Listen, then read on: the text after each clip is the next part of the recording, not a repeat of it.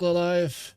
I guess we're live. Tuberculosis or malaria treatment or HIV, We are live. many of whom are kids Okay, under the age cool. of Right. 5. So I have been watching any number of things Good this jobs. You're over looking at Christmas. hurricanes And one of the things that came really obvious to me on X. is instead of wasting time chasing things which are great, good. I mean, look, this is like a rapid fire heavy ammo deal. If you just take the time to upgrade the weapons you've got and make sure you put the mods in place, even if it's basic stuff, it should perform pretty goddamn solid. I mean, you know, so what we're doing here, long story short, is I'm going to just sort of go into Stillamontes, do a bit of grinding, and see what we can get. So that's basically my plan. Right, okay, let's get in there. Watch me die within the first 2 minutes. And then jumps out in Just, front of a crowd. just saying. Always happens. Whenever you take your time to do this stuff, you always end up getting slaughtered. It just seems to be the way. Okay. Rather than apologize like a sane human being and prove that his heart is actually in the right place, he makes Nazi jokes on X and just trolls everyone who. And so there's this spirit of a kind of adolescent amorality. Forget about immorality. I think some people are genuinely Okay, here we go. happily create harms, but many people are just detached from the ethical implications of what they do. And a person like Elon, when what you do is literally affecting the lives of countries at war and the lives of millions. I mean, this is a monstrous evil for which he and his Now, please tell me I'm in early so that I'm not getting screwed. and everyone who is maintaining. Okay, good. We're in early. And have I been here before? Communications. Cultural area. Oh no, this is the worst. In my view, Medical research is where it's at. there should have been. I mean, right of center. It is such a fever swamp of conspiracism and delusion. Elon's reputation is well intact, but Bill Gates is thought of as a dangerous pedophile who's probably putting chips in us. No, we're not being cruel to people, because if I am, apparently you do get put into worse Gates, I don't know Bill. things, and I don't want to be in that situation. I do, however, want to harvest stuff. There's no question he has helped, in his philanthropic work through the Gates Foundation, he and his former wife have saved more lives than anyone in living memory. And it's the opposite of what Elon and his friends did in sub-Saharan Africa under Doge. And yet, right of center. Where are you? Where are you? Where are you? Up is down and down is up. Ethically, no one cares about that. Right, absolutely. There's a remove from that. But let's talk about how we got here. So, Why is it taking... Is it my imagination or does this gun just feel way lighter? especially with founders and executives, the core is the idolatry of innovators, really, and individual entrepreneurs who take risks and get rewarded. That shift, Better. this new embrace of authoritarianism and right-wing politics, is it so different from the past, or what are the roots of the new shift from your perspective? Because you've watched this, you've been closer to them than I have. I've covered them. I have friends. I call none of them friends. You've explained the shift towards authoritarianism as a backlash of left-wing moral panic or wokeness, and that's certainly present when they talk about it. Where is it? I can hear it. Line for us as you see it. Fucker. I do think the backlash against the far left is sincere. What happened on the Fucking left thing. created a kind of super stimulus politically and ethically, whereas it just got so crazy, or was perceived to be so crazy by everyone. Even people. I consider myself left of center. I consider myself left center on every other relevant issue. But when you have someone like Fucker. Harris running for president against the most dangerous opponent you've seen in living memory, with somebody who has done Fuck you. shatter our society with lies and tried to steal an election, all the while claiming it was stolen against him. I am so goddamn bad at firing this stuff. Fucker. There you are. Roll. Kamala Harris, who couldn't disavow her former support for taxpayer-funded gender reassignment surgeries for incarcerated illegal immigrants. That was so. Huh. That kind of thing is so crazy-making. It's such an unnecessary own goal on the left. Of course, I think people with gender dysphoria should have political equality, etc. But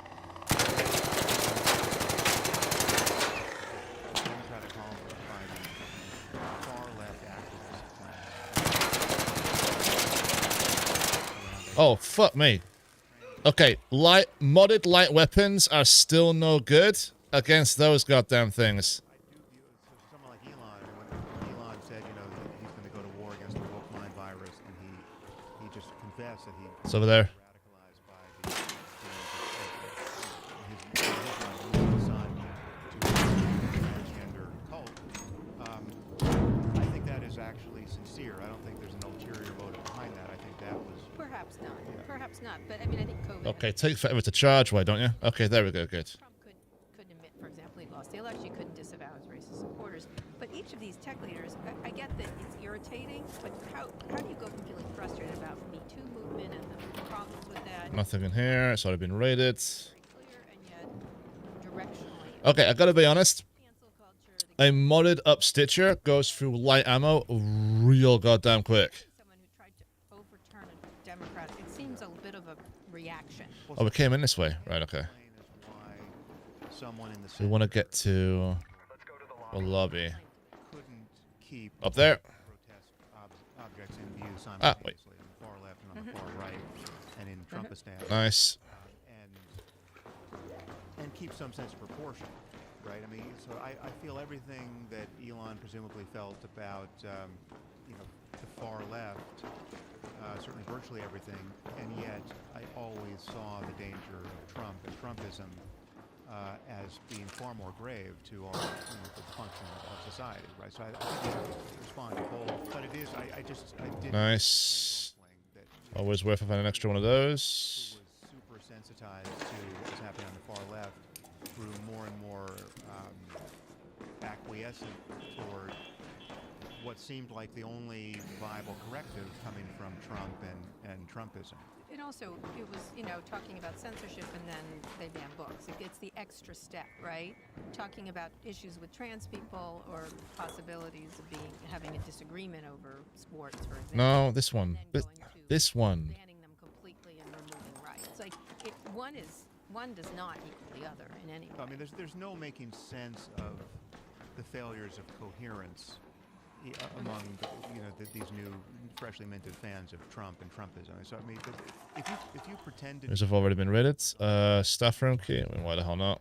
because of all the corruption it might have indicated from the Biden family, how can you not care about what the Trump family Coffee has done pot. this very hour? That Always the coffee pot, people. It's always a coffee pot. Do not forget that. under Biden's watch by a factor of 1,000. Is that locked? It is locked. Okay. The Trump family's adventures in cryptocurrency alone, the meme coin. I mean, That's all been raided. absolutely nothing ever alleged against Biden that holds a candle to that, and yet you're not seeing the same people who were tearing their hair out over Hunter Biden's laptop and its suppression by the mainstream media or discussion of it. Speakers. Mainstream media. It's just these people are not coherent, right? They're tribal. No, well, I have an explanation. Let's have a hypothetical. Let's say the Biden administration and Democrats would champion all the same Oh. causes, like racial equality, a more open immigration policy, trans rights, but they cut taxes and took a hands-off approach to regulating tech and crypto and AI. Do you think we'd still see that shift to the right? Because yes, there are true believers in the MAGA cause, no question, but it's shocking to see someone like Sam Altman, or Jensen Long, or Tim Cook embrace what they face. And it seems like pure shareholder expediency to me. I think once you draw the circle wide enough to include a visibly nervous Tim Cook delivering some.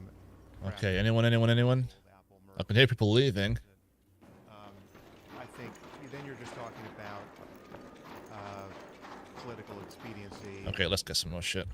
The thought that they have some fiduciary responsibility. I'm really kind of hoping there's less people in here because obviously it's fucking people play out doing shit today. Very vindictive, very kind of patronage pushing president, and that's I Motherfucker, stay away from me. obvious failure of courage on all of their parts. I mean, if having a How much stuff do I have? personally, 54,000. Oh shit, 54,000? fine. I don't know what it would take. So every billionaire who bent the knee to this guy, I think, really has something to apologize for in the end. But it's Oh Nice. Don't need that.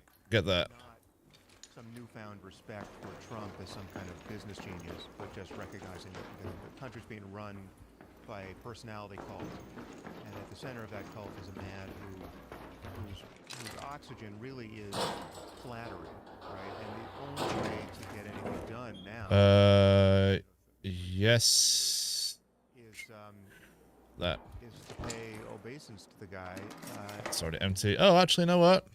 I'll take that. Feel like a genius in your presence because you're falling all over. Right. Now, there's also a spiritual component. Right, if I want to get out, that's the way out. Right up to this embrace of authoritarian politics. Elon What's Musk this? used to question the idea of God. Now he claims he's a cultural Christian. Oh, nice, okay. Plastic, nice. Okay, no, no, no. Magnets are always useful. I've got a ton of those, so screw that. Antichrist and the destruction Don't need that. of the United States. When you hear someone who's talked a lot and written a lot about religion, where the tech leads invoke How much stuff do I have now? Okay, $57,000. We're getting out. We're gone. 57 grand. was a long time. Lightning fast, people. Get in, get out.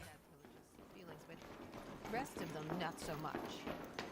Yeah, well, so everyone is sort of working out their existential crisis in various ways. Hey, everyone. How are you? Gone to Burning Man for years, psychedelics for years, and you know, the frame you put around all that conceptually is somewhat dependent on just what you've read and the conversations you've had or haven't had, and what the ideas you found persuasive. The place where it touches politics in a way that is at least intelligible to me, and then some of these concerns you share, as you know, is that I do think there is a zero-sum contest between open societies generally, I mean, even beyond the West. I mean, to talk about, it's usually framed as Western culture, but it's beyond that. And Islamic fundamentalism the world over. You know, so it's, I mean, we really do have a tension there, which I've spent a lot of time, you know, whinging about. And Say hi. Hi there. Hi, chat. How are you? But Debbie Hamilton. Big shout out to Debbie Hamilton. What are you up to in this Christmas break? the fact that in the immediate aftermath of I'm hoping I don't get killed before I get on a goddamn train. That's what I'm doing. several hundred thousand people out onto the streets of London, seemingly in support of Hamas, or effectively in support of Hamas. Or at least Stand by. No, don't stand by. Open up. and that somehow that moral confusion spreads to the finest campuses in our own country. Okay, cool. We're out. Got some cash. I knew he was going to do that. Congress, and they can't seem to figure out how to say that you know, support for genocide is against their terms of service. And yes, there's a lot of That's a decent amount of cash, man. moments, and you know, I'm happy to go down any of those rabbit holes if you want to. Continue. but Continue. the picture here Continue. is one of people Continue. left of center being ruled by identity politics and white guilt and a criticism of the Reply to the West chat. runs so deep, Hey. sort of in the vein of Noam Chomsky, such that Right. Okay. Inventory. Let's sell some shit. Sell this. Was it recycled down to something? and awfulness, and we have nothing to be proud of. And Okay. Sell. that, Sell. that has, Keep. there's a lot. Keep. There's a lot that makes sense of that. There's Recycle. also Actually, I think that's useful at some point. So are those. That you can sell. you know, weaving through all of that. Keep those. Keep those.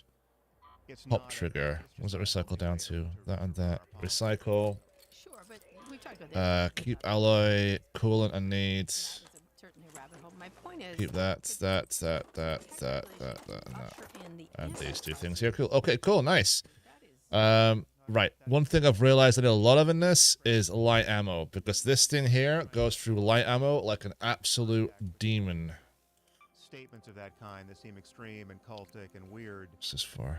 and proto-fascist to Reduces horizontal recoil. Okay. Well, I don't want that. Gunsmith, light ammo. I don't know Peter very well, but I think we would both agree that Nice. Back. Play. that Now, what's opened up here that's fun? problem of assimilation No, no. is the most I don't like call. You know what I've heard? Honestly, electromagnetic storms apparently are like the best place to go for if you want like dropped loot. So if you want cool stuff, apparently this is where to go. electronic storms. So I might commit to that. Although I'm not entirely sure what kind of madness I'm going to end up running into. Okay, so I've got those two here, which were good. We've got plenty of ammunition. I probably need more light ammo, though. It's like I said, this thing goes through it like no one's business. Mods. Hang on, off here. Mods. Shotgun silencer. We're not going to care about getting the best man What's this or woman for? the job. Compressor. Reduces... Checking quotas, because we're so guilty about our racist past. And so Reduces that's noise. some of kind of their I get a feeling that's put reduces... Hang on. Reduces frame, per shot dispersion. just a race toward I think that's probably going to be better, no? Versus that? Or have I got it wrong? be forced to do that. Yes, They I don't get wanna it. com- I you get know. it. You know what? I'm just going to stick with that. Who cares? Keys. It's awesome. Damn surveillance key. Damn control tower key. Like they're doing almost exactly. You know what? We're going to go for it. Yeah. Triggered by a obnoxious college student who's kind of allowed to do that on some level. Okay, let's go. But and it's a sort of a bad faith definition of DEI because their excesses are different than How much you want to bet that place has already been raided like an absolute white crazy passing women. person? Like, this seems unusual, unless they're better, Well, right? I mean, what you have But in the what- Trump administration is DEI for conspiracists and loons and grifters. Okay, please get me in there within like 29. I want 29 point something on the timer. Because if it's less than that, then forget it. We're already way too late, and all the cool stuff's going to have been taken. State servants we've ever had. It's just incredible. I mean, there's a few exceptions there, but it's incredible who's making these decisions. We've got people who are Correct. used to doing condo deals, trying to figure out the fate of nations. Right, exactly. So that would be Mr. Witkoff. The venture capitalist Mark Andreessen did an interview. Ah, itchy nose. Shift from Democratic voters to Okay, map. 2024. There. 17. Oh, man, it's already done. What's the point? One thing that comes through in the interview is that his core belief If we're at 17 minutes, there's no point staying. Right, I'll go here. Because it's close. not that great. So the spread of elections, fakes, loss of privacy, lack of safety, increasing polarization, loneliness, epidemic, acting speaking parents who But, Jenny, if you're 17 minutes in, there's no point. Like, all the cool stuff's already been taken. So this shift to MAGA, So, my honest objective right now is to get out of it and head back in again and hopefully see if I can get a 30-minute one, or close to 30 minutes as possible, so that I can actually have a chance of getting stuff. imagine that some of these things are probably But let's see. seems like the feelings are hurt a lot by the general public seeing them as bad guys, and so Because if your goal is to collect cool shit... Oh, Christ. Okay, that's what happens in an electric storm, huh? Among people who are public figures to one or another degree, we've got There's some arc. wise with the left. In the bill of Ooh, moss. politics, they share it across the board. You know, people who support gay rights and gender equality and everything on the list. Legalization of drugs, etc. But I mean, what you found is just kind of the narcissism of the small difference on the left to a degree that Oh, shit. and you would just be defenestrated the moment you got slightly out of step with the Motherfucker, no.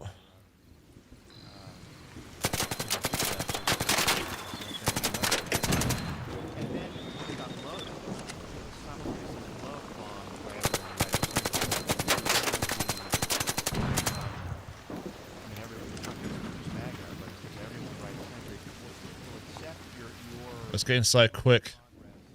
right word without any judgment. It's like you're absolved of all your sins, no matter how much you criticize these guys in the past. The moment you see the light about how awful wokeness is, they embrace it with open arms. And so, to some degree, I feel like we've witnessed this very weird sociological experiment where fairly prominent platforms just got inducted into a kind of cult because their families were treating them terrible, and they just felt better.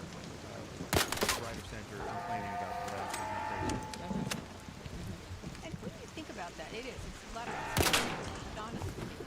And what was interesting about it, I mean, I'll make the argument they've gotten defense. Fuck me, that fucking tree. The net right there. They didn't get that hurt. They got to come back. They're richer than ever. It's feels. They had a lot of feels about Right, let's get inside. Shit, run. Move. Fucker. Many of these guys were out of the first time for all possible reasons. Even J.D. Vance said that Trump was either an asshole of the First Order or America's Hitler. And yet no one ever has to give a rational accounting of how their views have changed. After January 6th, some of the guys on the All In podcast, I think it was Jamad, was vocally, after January 6th, I think he said that. How these guys went from there to where they are now has never been explained, right? And they feel no burden to explain it because they have cultivated audiences who don't care about these kinds of issues. Now we're doing this. Now we're doing this. Yeah, it's really quite interesting. These things are tough. This shift towards authoritarianism affects at least everyday people. It's something you've written about a lot. In an interview with the Atlantic Forum, you said we are in a tower of Babel moment. That informational guardrails are gone, and in their place, Sentinel Core. Gotcha, finally. anti-establishment conspiracy theorizing. Expand on that. As a neuroscientist, why do we struggle to sort through the flood of That's the first one I actually found that Sentinel Core. Well, I think what we're finding, we sort of always knew this, but in the presence of the internet, social media, it's just associated nowadays, is that Map. Okay, we're in the control. Okay, cool. Right. really have a taste of conspiracy theories. It's not that we just believe one of them.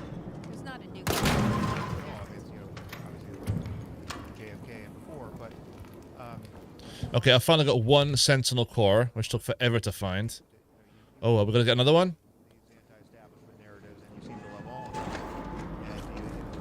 And someone like Joe Rogan is one of the poster boys for this style of thinking.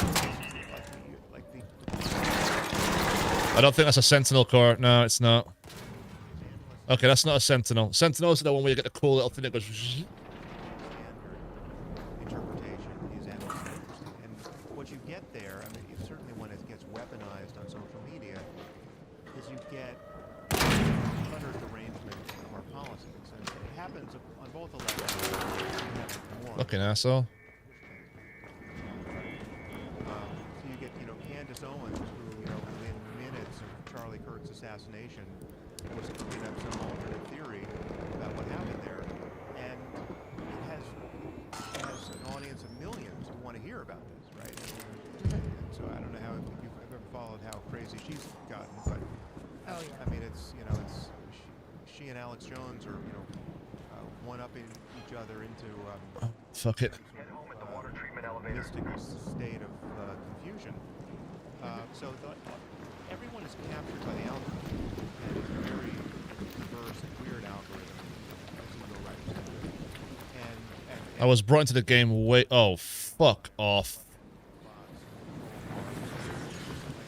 we built this digital infrastructure and invited our enemies to weaponize it against us. We monetize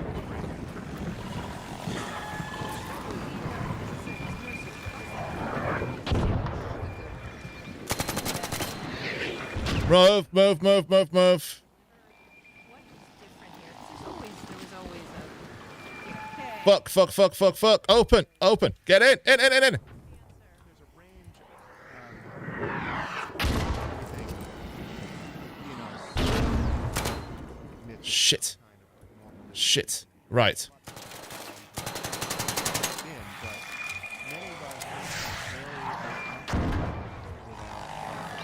You can't fire in here, can you? Right, one down. Two down. Recharge. Desperation in many people to feel certainty Heal. on whatever point they're in. Gun. And what the conspiracy Right, we have to avoid that direction, huh?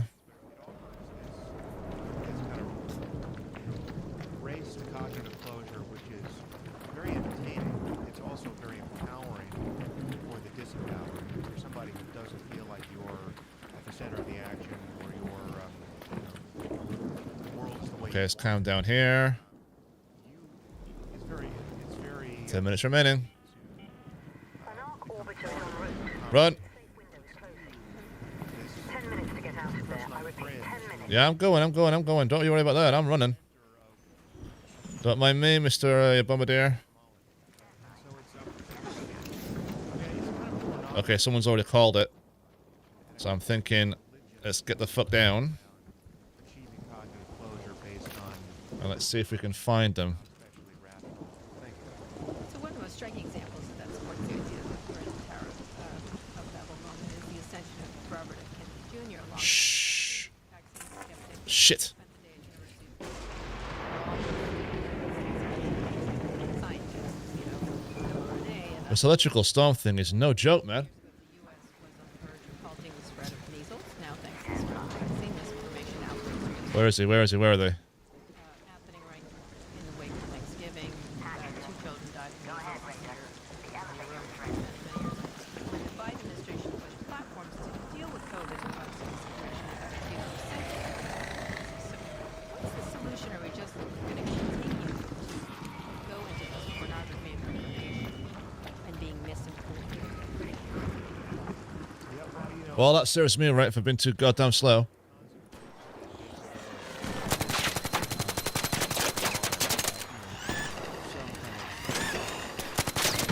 epidemiological or environmental catastrophe that is just unignorable. I mean, when you look at COVID was almost the worst case scenario because it was bad enough so that our kind of seemingly rational response to it at every stage along the way was seriously disrupting. I will say a fully modded Stitcher is pretty goddamn solid. Like, it is fast. Wide diversity of opinion about what was rational to do. I'm standing by, bitch.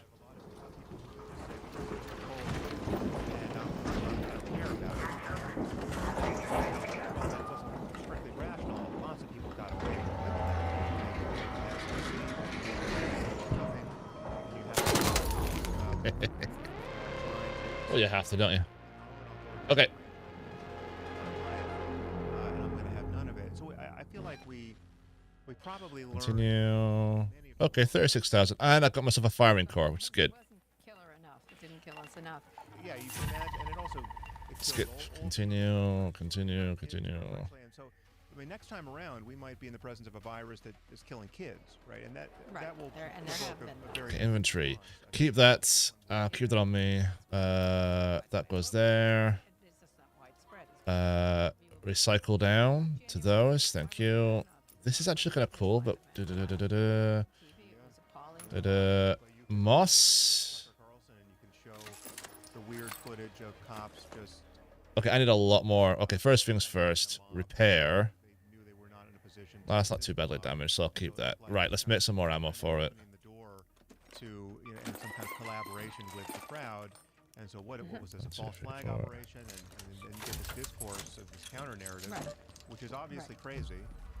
Night raid there. But again, what is so I'm sticking to the electric storm because I know where it is now. Because I've been trying to get hold of it. I got that as well. Perfect. Yes. Okay. Cool. So we've got plenty of ammunition for this one. Okay, we're gonna go back in. Oh, repair that. on any level, right? So Tucker suffered no.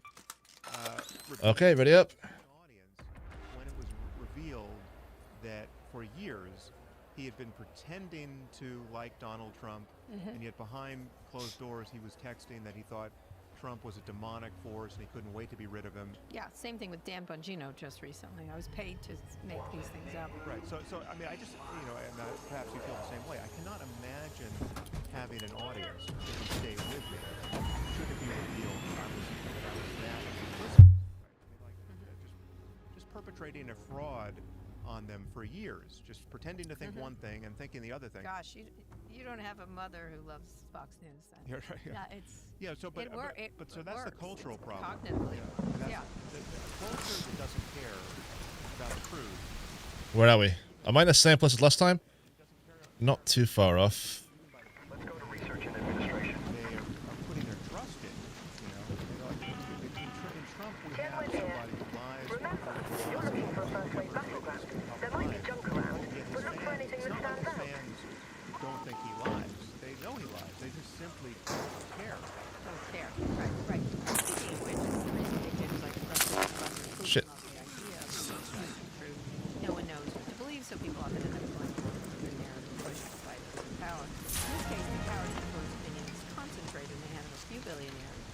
outside the government in tech. And in this case, people like Musk, mainstreaming fringe ideas like the replacement theory and vaccine skepticism or whatever.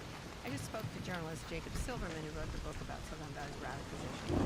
I'm 80% sure there is a Rocketeer around here. That we're still not really having a conversation about the lack of accountability that these leaders, tech leaders, face for behavior. But that said, polls are showing the public, the wider public, is deeply distrustful of these people, both on the left and the right. So, They're on patrol there. Oh, wow. perspective feels like it, Well, I but feel like, perhaps not. The AI, anything like the dreams of AI are realized. Leave it aside the existential concerns around misalignment of AI with our well-being, but just if AI succeeds and basically cancels the need for most human labor, we're going to have a reckoning with quality that we just can't avoid. Right. So it's been coming for as long as we've been alive, really. But it's AI, I think, is going to force the issue in a way that will be undeniable. So Yes, how, which people feel in their bones, right? You feel people feel it. yeah. And also, I mean, overwrought. the jobs, higher cognition, higher status jobs evaporate preferentially in the face of this tech. I just think, there'll be, the pitchforks are coming, whether they're carried by people who used to be plumbers or people who used to be software developers. I just think that in success, you're going to have to figure out how to create a far more equitable society than we have. Yeah, I've always told them that. I'm like, here's pushing off today, the armor plate, everything. Lightning storm, searching for loot. Oh, God. Give it a break. Hi, Sam.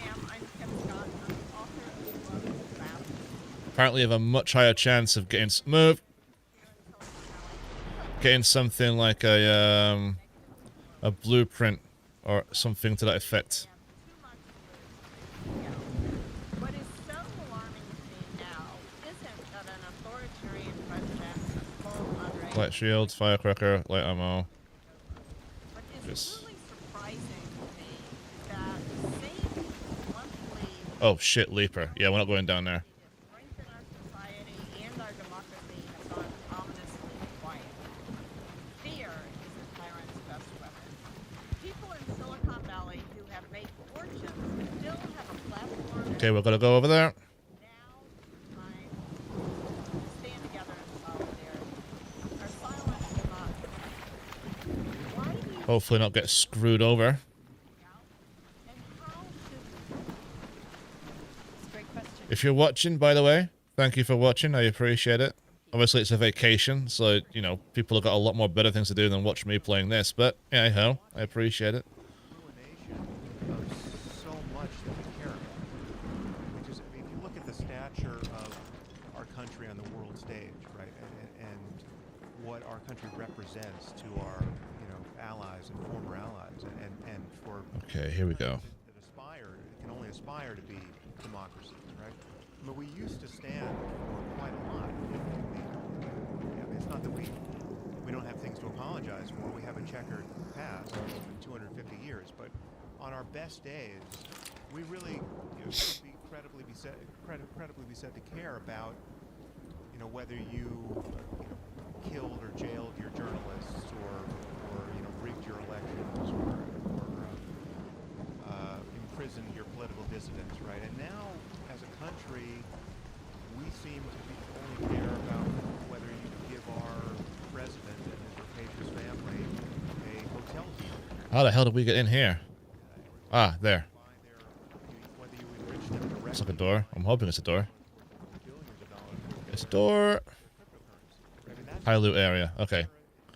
extortion Very quiet now. that we're running on the world So stage. why at the aren't moment. people saying things? I mean, both of us are smaller than all those people from a financial point of view. And I have an independent company. You have your own independent. We sort of carved out these podcast little islands or whatever. Right, someone's 100% up there, by the way. But why haven't others spoken up? What But is your not my plan, not what I'm looking for. They call me. I get a lot of atta girl. Good job. Good for you. I was like, yeah, and you.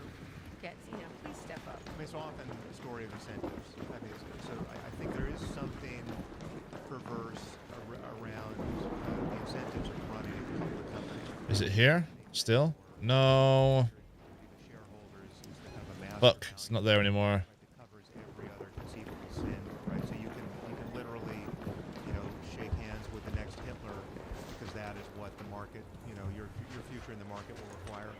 I'm not saying Trump is Hitler, but I mean, the point I think there's a Well, how much is it worth? failure mode of 49,000. we have to correct for, and everyone. Okay, a little bit longer, then we're gonna get out. We know thinks Trump is an imposter, really. I mean, even as a businessman, an imposter, right? None of these guys think Trump was even a major real estate developer.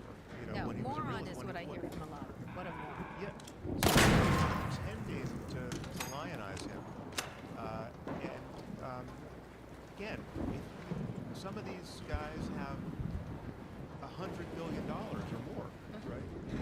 Or I mean, 10 billion should be enough to Where are they? against these fears of being personally ruined by pissing off the president of the United States in our country.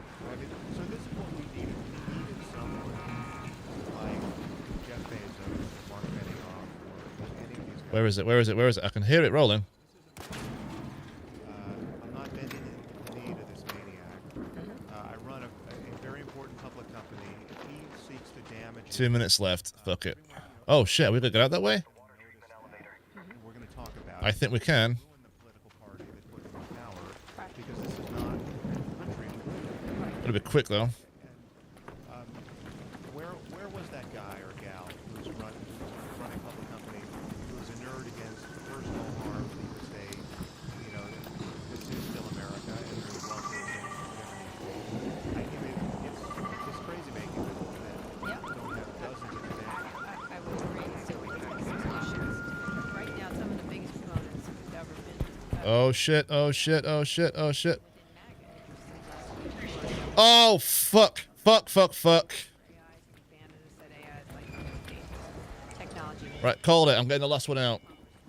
Margaret Taylor Greene has also expressed fears about the expansion of AI. I don't agree with you on most things. We always end up showing that. Is that growing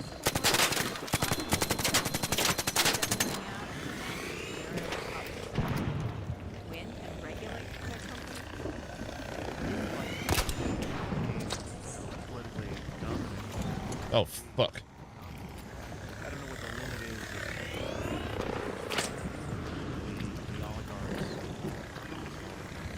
get everything they want. And sometimes they're not aligned. Shit, hatch, hatch, hatch, hatch, hatch, bitch, hatch! Hatch! Raise the stakes. Favor or not, right? So they're not, yeah, exactly. Forgive my language.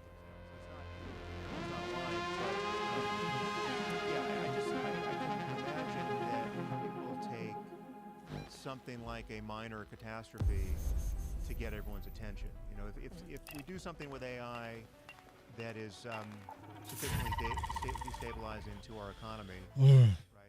Someone unleashes something that makes the Nasdaq go dark for a week, right? And no one can figure out What does it recycle into? money they have. Advanced metal I just components. think that's Or it sells for $5 grand. I'm gonna something recycle it. to wake us up, right? Yeah, I was just called a non-patriot by one of them, and I was like, oh, but you're selling chips to China? Okay, got it. Like, I'm not sure what to say. The Trump administration is Recycle sticking onto what? to Biden's tech oligarchs, so with the help of AI czar David Sachs, I'm not a fan. Trump has promised to sign an executive order soon that bars states from passing their own AI regulations, something Okay, we're full of shit. Let's go into here. Radar project. This one here. got us here in the first place, as you just noted. Survival provisions. Select So, items. so I mean, like on a point like that, I would just say that there is a Apricots. version of that that Confirm. makes sense to me. I mean, I don't think we want 50 different sets of agree. regulations around I this kind of completely agree. technology. Confirm. But what it really demands is the Materials. same set of regulations coming from the federal Which government. hasn't ever happened, Black core. Confirm. Push to regulate them and do something called Biden's efforts to regulate crypto, a quote, a terror campaign. little much, Mark. What would that entail? Because they Dog I mean, I collar, read in confirm. the annual story. Once again, we don't have tech regulation of any sort, even the most minor. The previous administration didn't get it right. This administration is letting. Never seen anything with a microscope, so confirm. A federal system would obviously be best in AI, for example, but it doesn't happen because of the power of the people holding the purse strings. Well, it also doesn't happen because of the perceived race that is existential against China in particular. And I mean, I think there's some, again, I need it a lot. some This. terrible outcome that is, that doesn't kill us all to get us to collaborate with our enemies on this particular point and regulate in a way that's sane. I mean, what would be that sound policy? Would you say, for example, the first one? I mean, there are really two levels of the problem. There's the malicious use of this technology Provisions. by bad actors. Damn surveillance, confirm. Bad outcomes of just the way people can use it. But there's the deeper problem that many people worry about, which is just the existential risk posed by so-called unaligned AI, right? That we could build something that is super intelligent and becomes actually self-improving, and that this technology can fundamentally get away from us, right? And what's truly alarming is that all the people, at least in the States, who are building this tech, right. I mean, That's enough. people like Sam Altman, it's not like they think that those existential concerns are irrational. No, in fact, when you ask them, they put the probability of existential collapse at something like 20%. They're not saying it's 1 in a billion, so don't worry about it. They're saying no, this is a completely sane set of concerns. I'm not quite sure how we're going to avoid it. We hope as we walk these final yards into the end zone, we'll figure it out. But none of them think that. I mean, they all acknowledge that we're playing a game of Russian roulette, that they're playing a game of Russian roulette, and that there's at least one bullet in the cylinder, and we're just we're pulling the trigger because we have to. Right? Okay, play. We're in a race against China. I called it the Gier. That's gonna end in 19 minutes anyway. We've got a night raid here. Stillamontes night raids are crazy though. Which Scott talks about, even if it has an anti-capitalist undercurrent in many ways. Although I would argue this Trump administration is socialist at this point. Oh, confirm. Why the hell not? Actually, no, I can't confirm. That's gonna end soon. Oh, bollocks to it. Come on. Populism. How do you envision citizens resting? Do I want to keep the control key? Yes.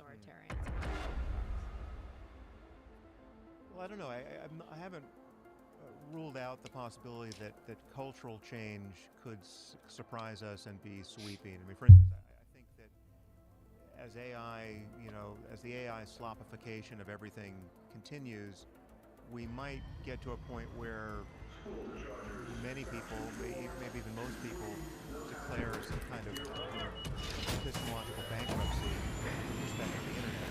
It's like if you're looking at a video and your first thought is now always, is this even real, right? And that just gets locked in, right? It's just like, okay, this looks like Vladimir Putin declaring World War III, but who knows? Okay, how much time we have? Time. Please, 30 minutes. Please. Oh, yes!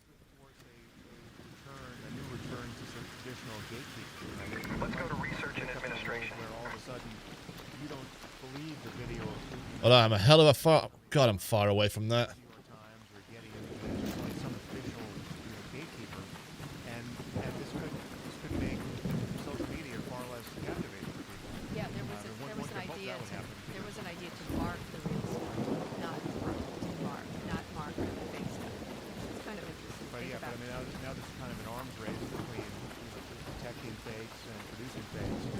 Maybe there's an asymmetry there where it's always going to be easier to produce than to detect them. I don't know, but I just think For a second, I thought that thing there was a goddamn rocketeer. I got nervous. Yeah,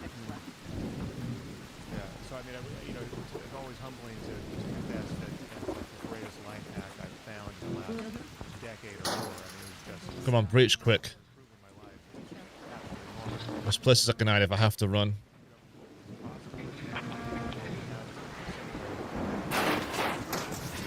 Toxic about our engagement with the schools. Crap, crap, crap, crap, crap. Right. Salvage an alloy. Having our lives fragmented in this way by this digital drive, you know, I mean, we're just so much of your sense of what the world is and what you are as a world has been uploaded into this space. I mean, honestly, I mean, again, there are exceptions here, but it is easy to say Twitter isn't real life if you're me. No. Because No. recognize myself No. against the pain of it all, but it really isn't real life if you're me. I mean, it's like it is so amazing how much it doesn't matter what happens. I agree. I never expected Elon Musk attacking by name and He trending likes to do that. that day. You know, it really doesn't matter. So, maybe people say in the life, in the real world, reading books, having real conversations face to face, that might be some kind of spiritual awakening for our whole culture. And we might use these tools differently. You do see younger people, like with my older sons. What? What are you talking about? You know, they don't care.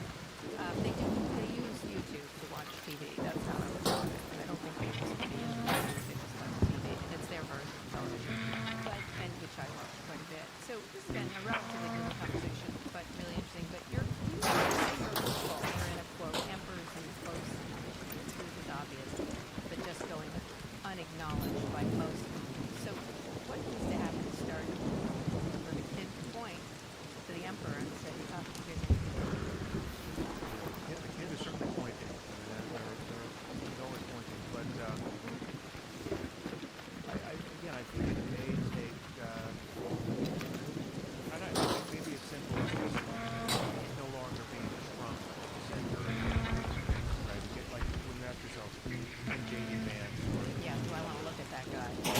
inherit the mantle of the cult? Something big over there. Certainly the plausible answer to that is no. For a variety of reasons, you know, the kayfabe of professional wrestling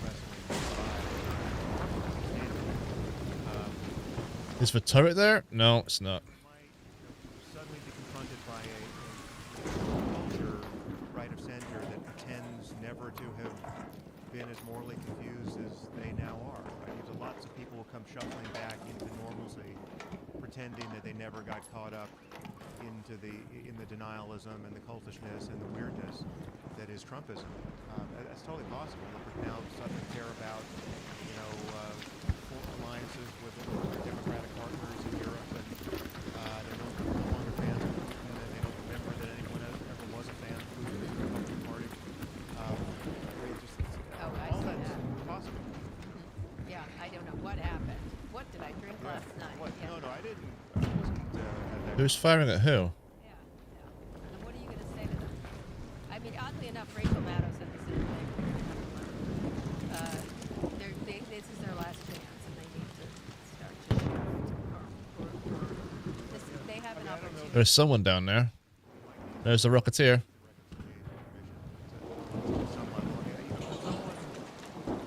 Wait, someone's looting around here. I can hear them. I don't know how you get back into I can hear someone looting. kind of mea culpa. I mean, it's like, what were you thinking during Doge, right? When you were little, I mean, you know, and what were you thinking when you were bringing back neo-Nazis and conspiracists with great fanfare onto X at a moment when we were watching a global eruption of anti-Semitism, the likes of which we hadn't seen since the Holocaust, and meanwhile, you know, all in the name of free speech absolutism, but also then just picking off journalists who you didn't happen to like, and complying with the demands of authoritarians the world over, suppressing the speech of political dissidents in you know, countries like Turkey, right? I mean, just How like, much do we have? what 54,000. the hell Okay. did you become, and how can you pretend to now be normal? Look, you're asking for a Scrooge moment. He wakes up Christmas morning and says, Stuff, "Boy, right, I need no. a turkey. Let's do There'll things." have to be many Scrooge moments. Right, but what would you say if he called you and No. said, "I am so sorry. I can't believe I attacked you." And he does attack you. He attacks me much less than you. I don't even know. Hi, Chet. How are you? But I was the face of the Mr. Said Hi. What would But you are say? you furious? The last thing he said about me on Twitter was that I am That's his furious. favorite. Thank you. I have a that hard. People do that a lot in this. Like, yo, I said hi. Yep, I see you. Hey, Harpoon, hey, that's I right. see you. I'm not always watching in the moment, but I saw you. Okay, I'm really sorry. I'm going to do whatever it takes to have reconciliation and truth. I mean, so that's an interesting question about essentially the physics of apology. Like, what constitutes an acceptable? It's supposed to be a high loot area. Yeah, I'm not seeing the high loot. Requires that the person sketch some rational path from where they were to where they say they are.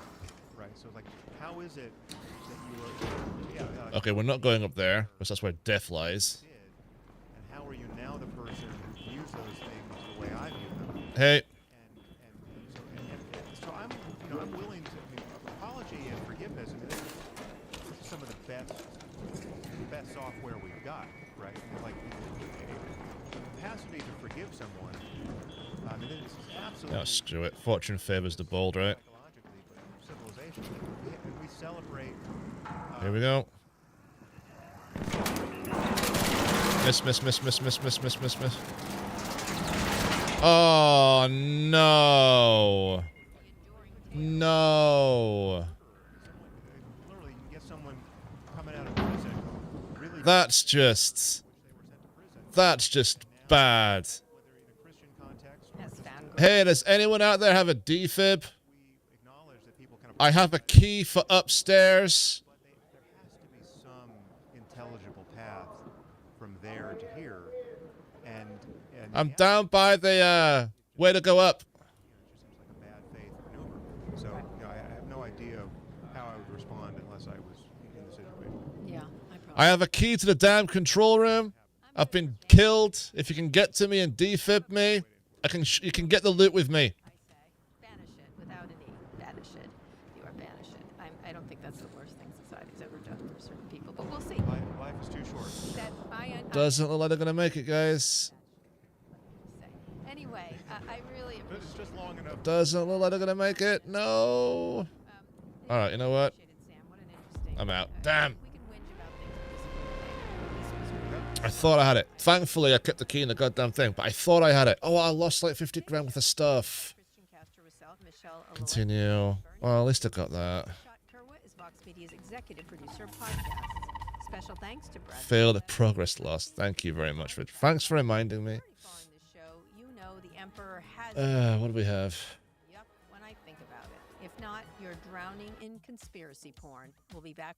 Conspiracy porn, huh?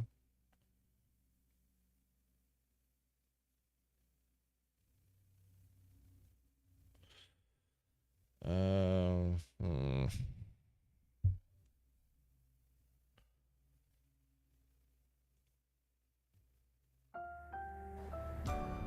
All right, what we got? Okay, so now I didn't remit my guns.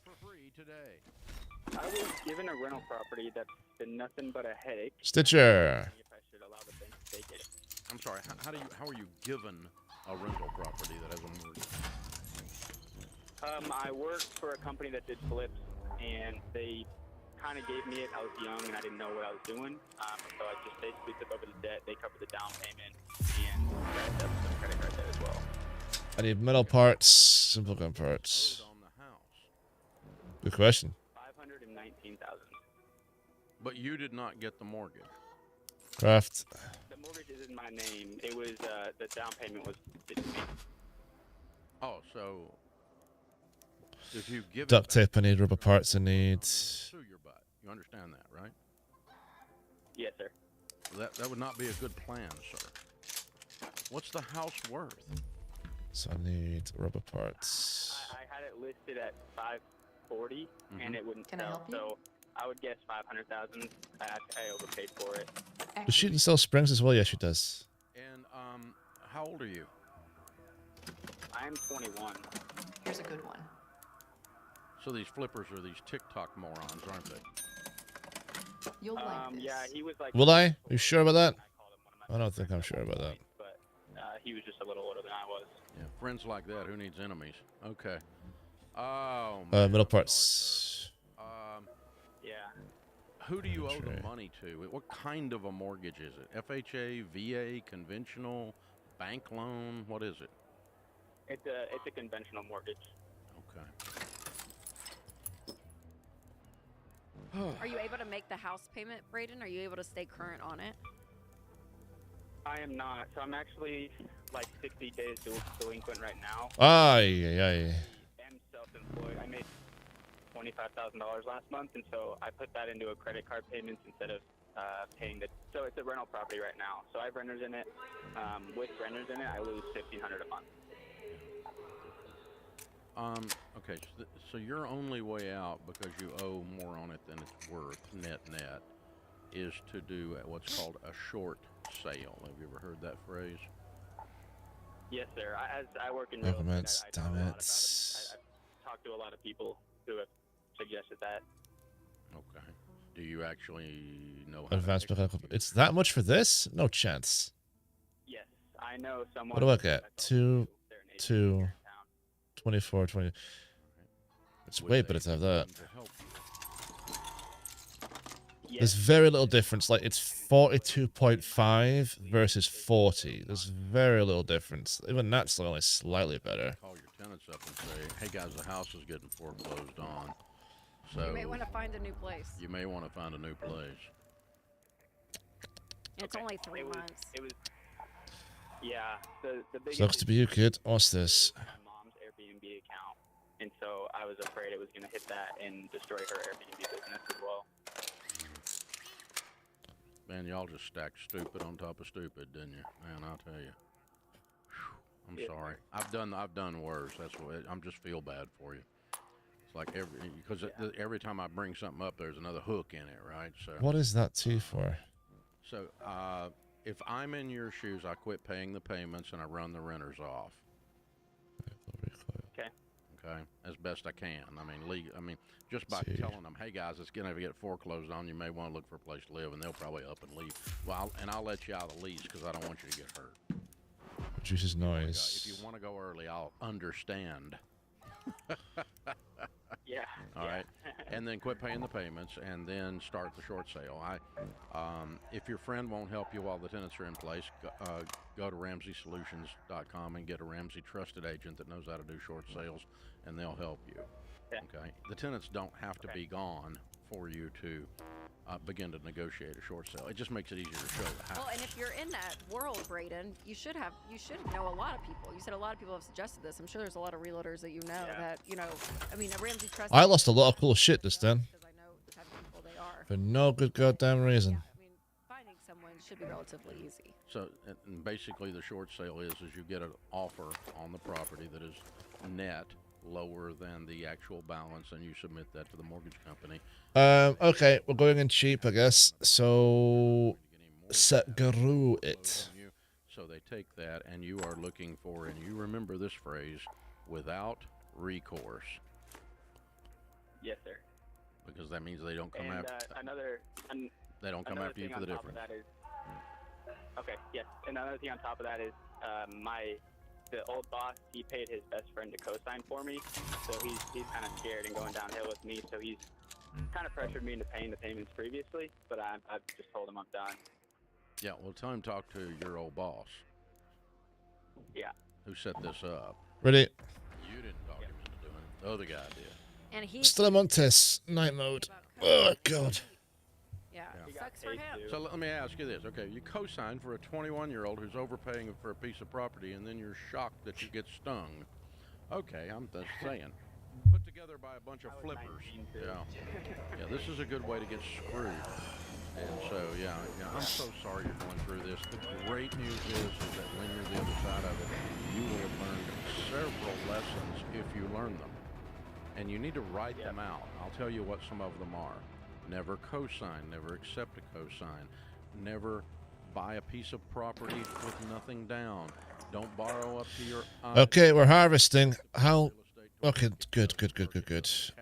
Medical research is great. This place here is not too bad, but where is it now? It's the seed pit, arguably the worst goddamn place you can find in here.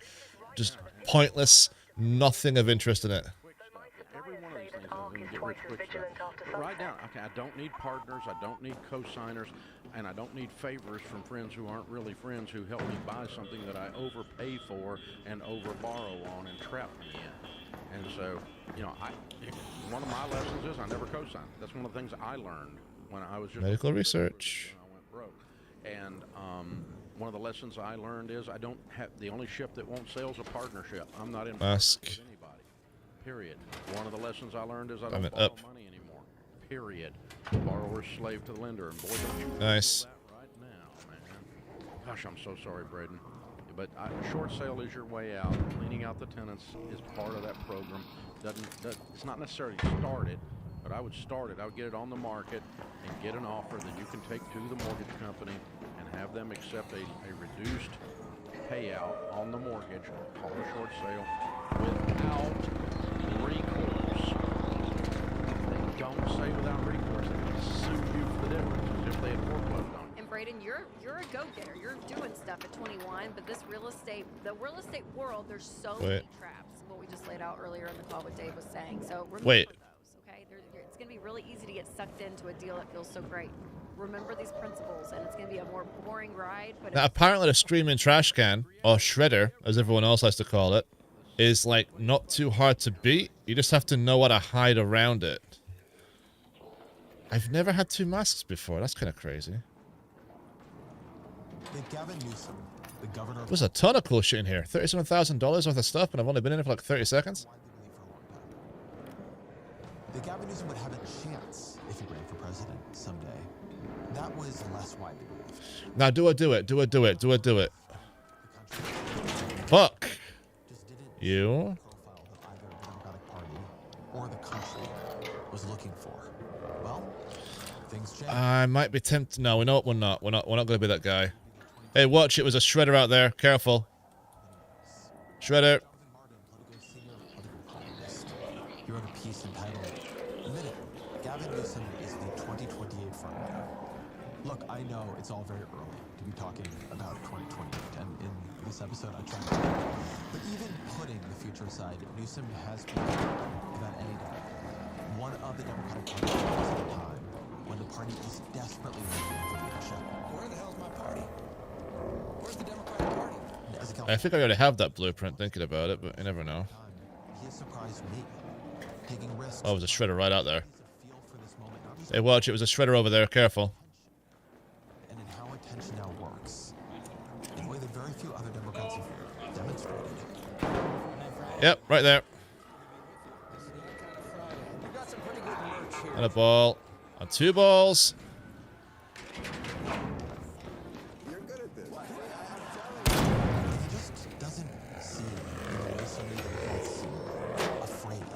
Shredder.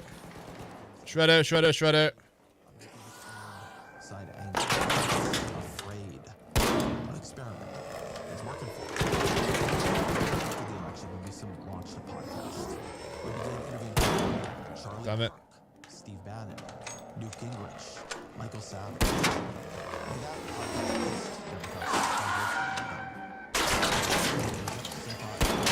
he's listening. And I wonder what he's learning from me. And at the same time, Newsom turned into the leader of the resistance.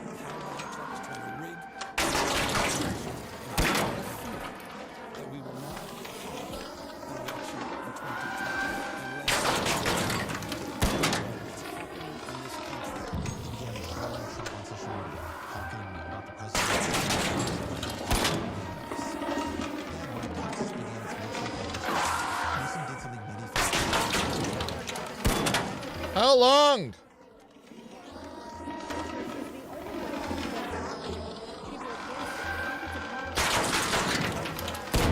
There we go. Opposed to the idea of redistricting. Thank you. That ballot initiative, which could have failed, it would have looked terrible. Ooh. Passed overwhelmingly. But Newsom's problem as a leader for the Democratic Party is what it has always been. Look, California, in my view, is the greatest state in the nation. The place I love more than. Did I run out, am I out of heavy ammo?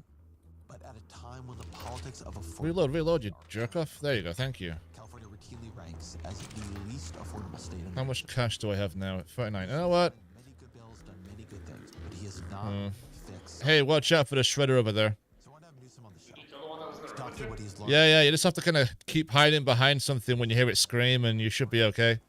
And how he answers California's manifold critics. As long as my email. You need to lure it to like a pillar or something you can get behind, and then just kind of keep walking around it like a dance type deal, and then just keep aiming for its engines, and eventually you take it out. Welcome to the show. It's great to be with you. Can't believe I was on your podcast. It's just getting it to the right place that's the tricky bit. I needed some numbers. I needed some audience. So thank you for providing that. I'm grateful. I'm happy to help. So. Okay. Everybody starts by asking you about the Democratic Party. Yeah. I want to ask you about the right. I am always struck Hey there. by how much the modern right comes out of California. So you have California. You have Ben Shapiro and Larry Pryor begin in California. Stephen Miller grows up in California. Peter Thiel, Curtis Yarvin was based in California. The Claremont Institute. Okay, there's another shredder in here. Give me a sec. Why do you think that is that California's birthed so much of the I mean, it's the size of 21 state populations combined. Like in scale and size and scope. California, most states have population.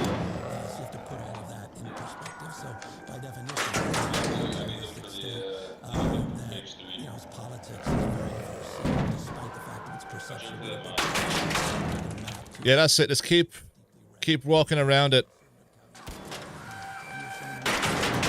conservative county decades and decades like that really your sort of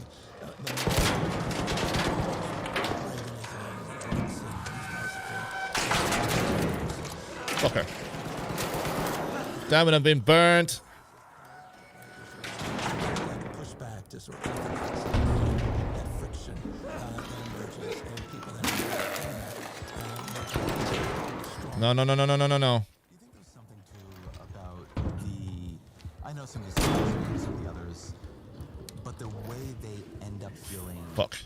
Absolute fucking joke. Says, and I believe California's a place where the future happens. Shit. Right, okay. A lot of them felt like they were watching what they believed in get encircled, and it seems to me it created a kind of concern. Nice. It is much more apocalyptic, much more ethno-nationalist. It's certainly ethno-nationalist.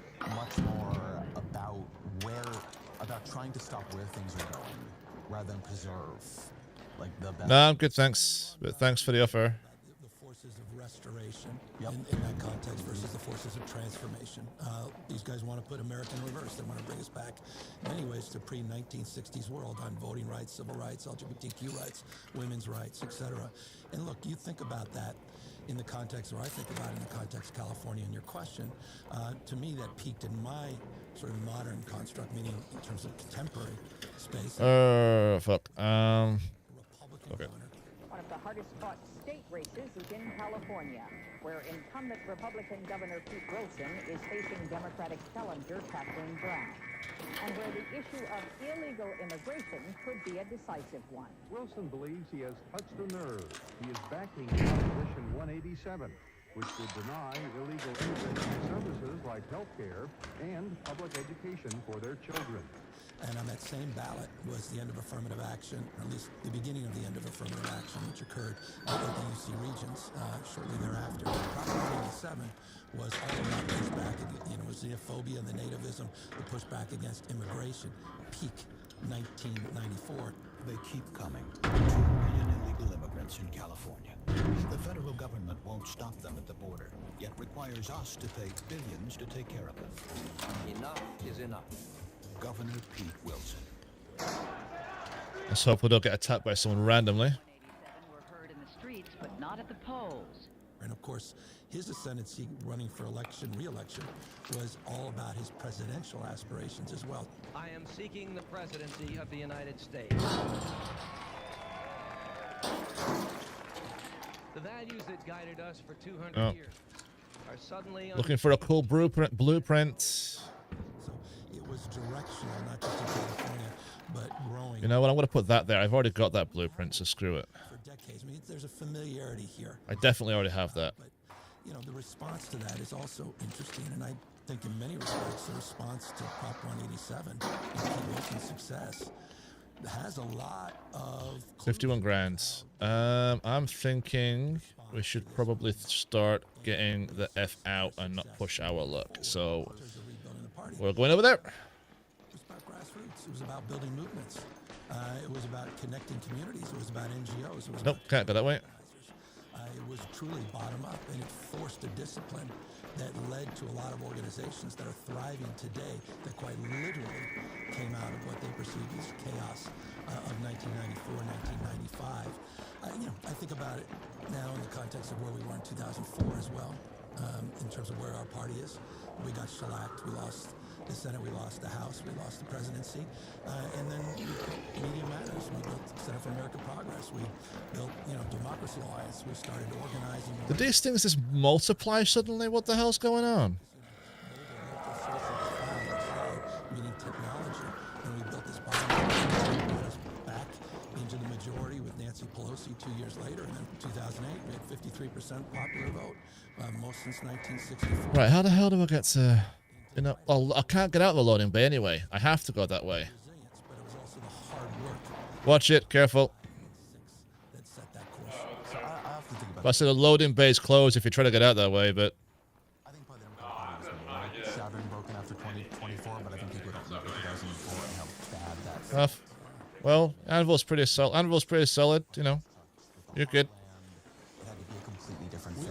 I was reading books about going to Applebee's America. It was all about, you know, it was about nurturing less frank. You can't have, you know, Hermes ties anymore. I mean, it was all about the heart. It was, I mean, it's so familiar, so many of this stuff. All this stuff echoes over and over and over. Lobby, yes, the door's open. Trying to figure out different parts of America. So I was struck after the election to see you start a podcast.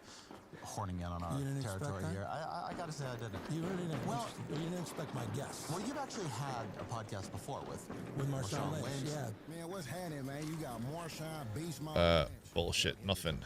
Gavin Newsom, and you're listening to politics. We talked about podcasts I didn't expect right. to have that probably. Okay. Let's not get absolutely mullered. I would have expected you to start with Charlie Kirk as your first guest. Yeah. Dr. Phil, Michael Savage. Yeah. Newt People Gingrich. forget. Yeah. Steve Bannon. Yeah. I mean, I've watched you in these interviews. You're listening. Yeah. You're looking for threads of interest and agreement. I've watched Steve Bannon tell you repeatedly how the 2020 election is stolen. You just let the pitches go right. Because I mean, how many debates have we had about that? Oh, someone got murked right there, huh? Which one of you guys did it? What has stayed with you from these conversations, what you have been learning across a couple of them. So let's start with Kirk. What for you was the most resonant point Charlie Kirk? Wondering if there's a rat around here somewhere. Something that has made the way you think about the world a little bit different. I thought there was a sincerity, a deeper sincerity than I anticipated in terms of his point of view and his perspective. I'm perhaps almost a humility in this respect, a willingness to engage with people he disagreed with, a willingness to debate to the extent that he thought in a fair and balanced way. I think there's grace in that. Someone deeply focused on organizing in a deeper way than I expected or understood. Right around, And we're out. we had a goal. Could we move the youth vote 10 points over 10 years? And it was a literally you sat down and put that numerical together. Yeah, like, can we move it 10 points over 10 years? Because our whole hypothesis was, and we, you know, nice. alongside President Trump and his great team, was that this demographic is disproportionately to the Democrat side. We believe Democrats were... Got Anvil, yay, nice reward. Someone that understood more deeply the pain that young men are facing and struggling with. They are the most alcohol addicted, most drug addicted, most suicidal, most depressed, most... True. And the message that was largely being fed to a lot of young people was lower your expectations. You're not going to have the same American dream that your parents would have. And we saw this as an opportunity, especially with young men. And was able to do something about it and give them hope and recognize that society is failing young men. And someone that clearly was playing an outsized influence, even greater than I fully understood in terms of supporting the base of the MAGA movement. What part of his perspective on how society is failing young men felt reasonable to you, recognizable to you, and which part?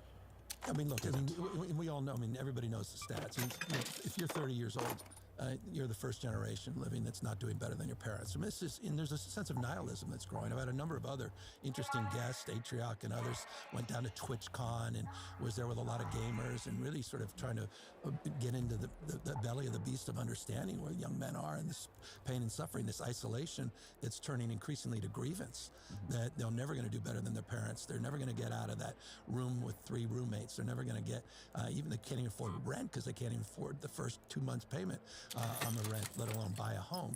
In this nihilism, he understood. And he understood it in the context. I don't think certainly Trump understood it as well. He took advantage of it. But they have no prescriptions to address it and deal with it. So where it fell short, of course, I only had an hour and a half conversation with Charlie, but where it seems to me to have fallen short with Trump and the MAGA movement is that they don't have a prescription to actually address the real and substantive issues, but they sure as hell identified the problem. Isn't there prescription, I think if I were to try to boil it down, tariff the closed border and Christianity? Christianity was a big part. That was also telling.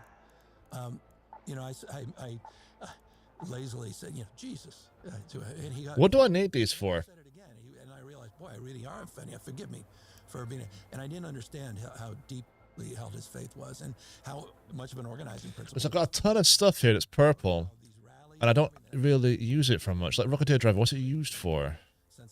Recycled down to what? That? Okay. He was trying to build the new Christian right. Yeah, and Trump understands them. It gives people meaning and purpose. It's powerful. I mean, imagine it's like, you know, I haven't been to a Bernie rally necessarily, but it seems, you know, not dissimilar, but even more. I mean, there's powerful faith, community, belonging. We're desperate for that. And those are universal. Those are not right. Are you religious or spiritual at all? Yeah, spiritual perhaps more than religious. I'm, as my dad would say I went to Catholic schools and went to a Jesuit university. I'm Catholic of kind of the distance. Can you only do like specific ones? Can you not split it? Or no? I'm guessing no, right? But I feel deep connection. Bastion Cell. I got tons of these. Spiritual sense. And Jesuit upbringing really has defined me. St. Francis, our patron saint in San Francisco, many parts, one body. Right, okay. Suffers, we all suffer. This notion of social justice, racial justice, economic justice is deeply ingrained in me. And it's really shaped me in that respect. Recycles down to... I don't dismiss that when I talk to someone like Charlie. I respect that deeply. You know, I can get 10 LA from anywhere. But look, I think there's a lot of grievance there. But there's also a lot of grievance I have in this space that my party's completely neglected this space. That we haven't been organizing the campuses, but we haven't been organizing young men. We haven't been addressing their societal screams, their concerns. They're legitimate.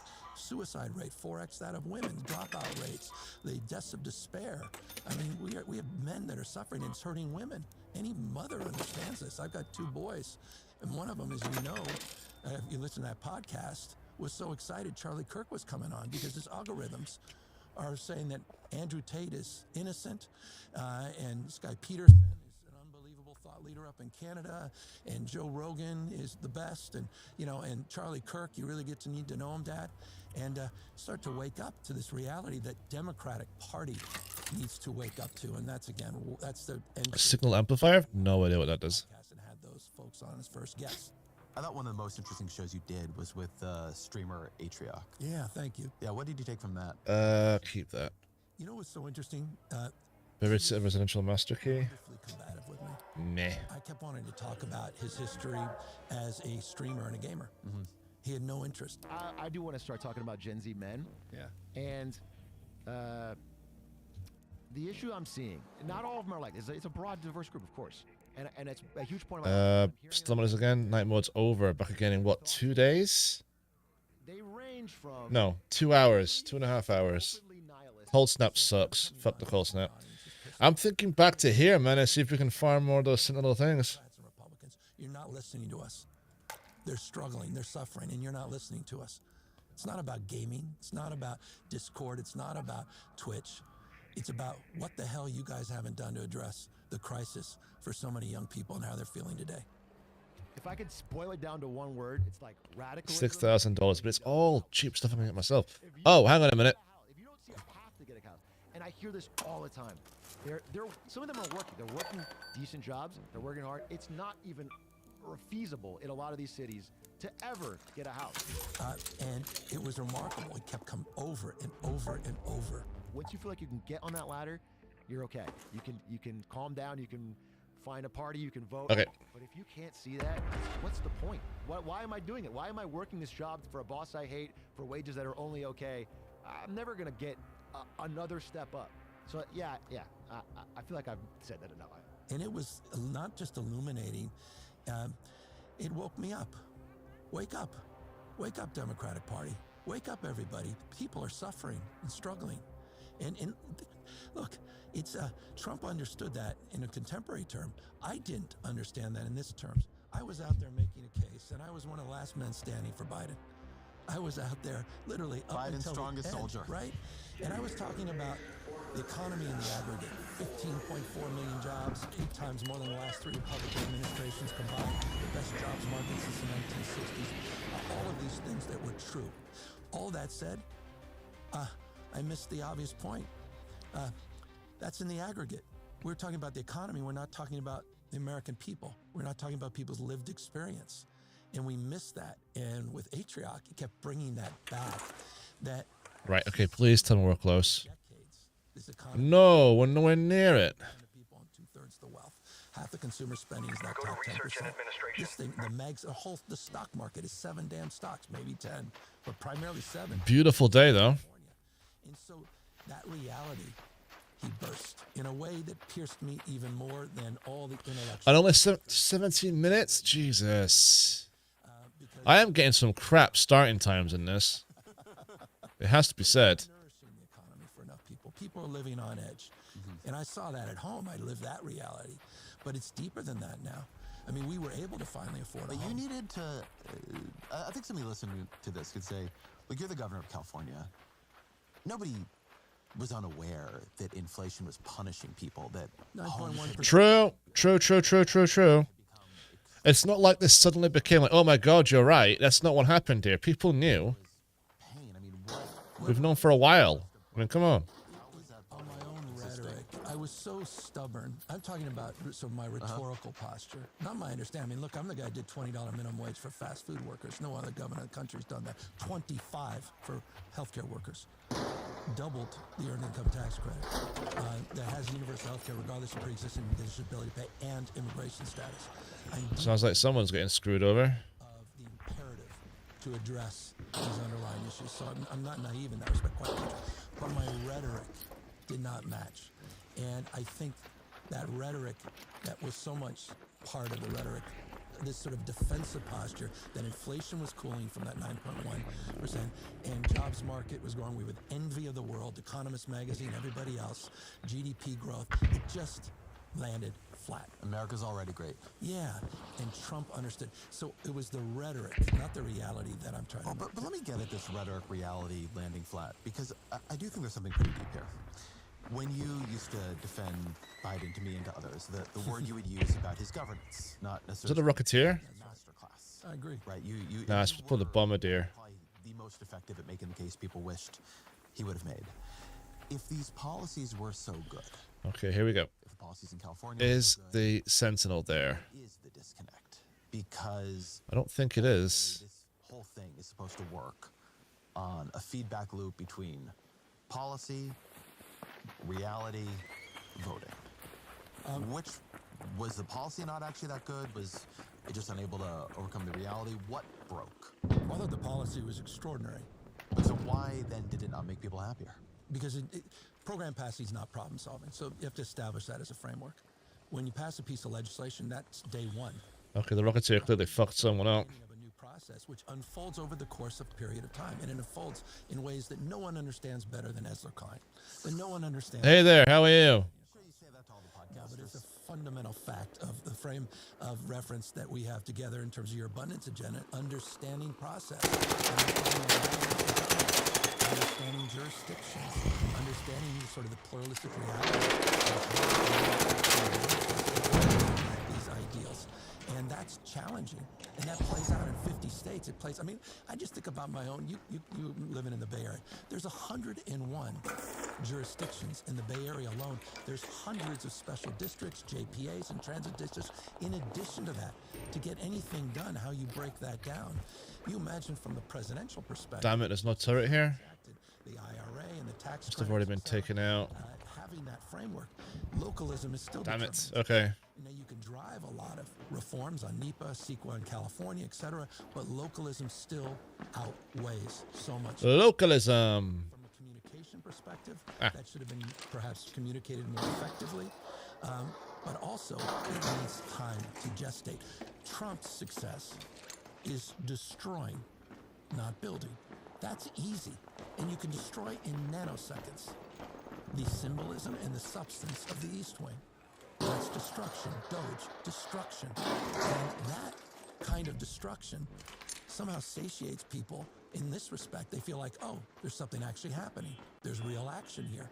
But to be a builder, that's where greatness is. That's where greatness lies. And that's what I believe was the masterclass of the administration, was able to create a framework to build again at scale, $1.2 trillion infrastructure package, the IRA, so we can compete against our most fierce competitor, China, in low-carbon green growth. They delivered $369 billion.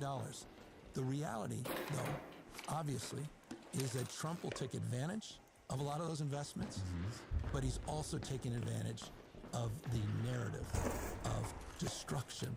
A view I hold, I think, even more strongly now than I did when I was writing the book, which was mostly before the election, is liberal democracy will not work if policy cannot deliver at the speed of elections. At the speed of elections. When Democrats get to the point where they are justifying why everything is so slow. My favorite example of this is that when Medicare passed, it took 1 year for the Medicare cards to go out. When Biden, in what was arguably the most popular single thing he passed during his presidency, certainly one of them, negotiating down Medicare services, the way it was designed, and you can blame corporate influence and all kinds of things, but it's still those 10 drugs. I think the first time I wonder if I can get it to come up here. Prices is next year. Yeah. Just in time for Donald But Trump yeah. to take advantage of it. If you break the cord between the things that Gavin Newsom is doing and Joe Biden is doing, and what they can feel, how are voters supposed to make Well, I think that's decisions? why they have turned to Orban, and you know, It's getting closer. Come on. that's why we were all just reverential a decade ago, and Freeman and others writing Can I get up here? breathlessly about the China model and how they're going No way. People, they want action. They want to see results immediately. I get that. But we Right. also believe in due process, believe in civil service, believe in the rule of law, not the rule of dawn, not the law of the jungle. We believe in oversight, advise and consent. We believe in due process and transparency. We don't believe in cronyism, or perhaps we don't. Yeah, I'm not saying we need to believe in Trumpism. But the point is, I'm saying, what do you do to you've got to reconnect people find, to the fruits of governance? So look, I'm trying to do that in real time. I think one of the things that I look back on my term is if there That hit the roof real goddamn hard. There's policy things I certainly should have. Oh. But this notion of compromise and being complicit in that process, as you suggest, where we're just You know what? all these interest groups, everything else, and we just want to work through. We're making progress. 25,000. It's not much. So we went 80% of the way. We're going to come back. I have lost all patience for that because I agree with you. The public has as well. They want. But I don't really want to get killed either. So. That I disproportionately. And someone's already been through here. So fuck it. Let's get out. Put in the budget, which you just don't do because it couldn't get out of the legislature otherwise, in order just to assert and deliver with a mindset that is aligned with your critique and your observation. But again, there's a balance there. Because I don't want capitalism. I don't want state capitalism. I don't want command and control. I don't want to blow up the procurement. I don't want to just pick winners and losers. Let's take as a premise that the model where you walk in and you hand Donald Trump, sometimes non-metaphorically, a gift made of gold, to get good deals from him. Yeah, we have to go. You have 10 minutes to return to Speranza. I It's repeat, 10 corrosive minutes. beyond words. It's extraordinary what's happening. We'll go with that. Yeah. The model where government. Oh wow, it's getting crazy busy now. You have a great metaphor in your book Citizenville, where you say that people treat government like a vending machine. Yeah. And they go and they put their tax dollars into it.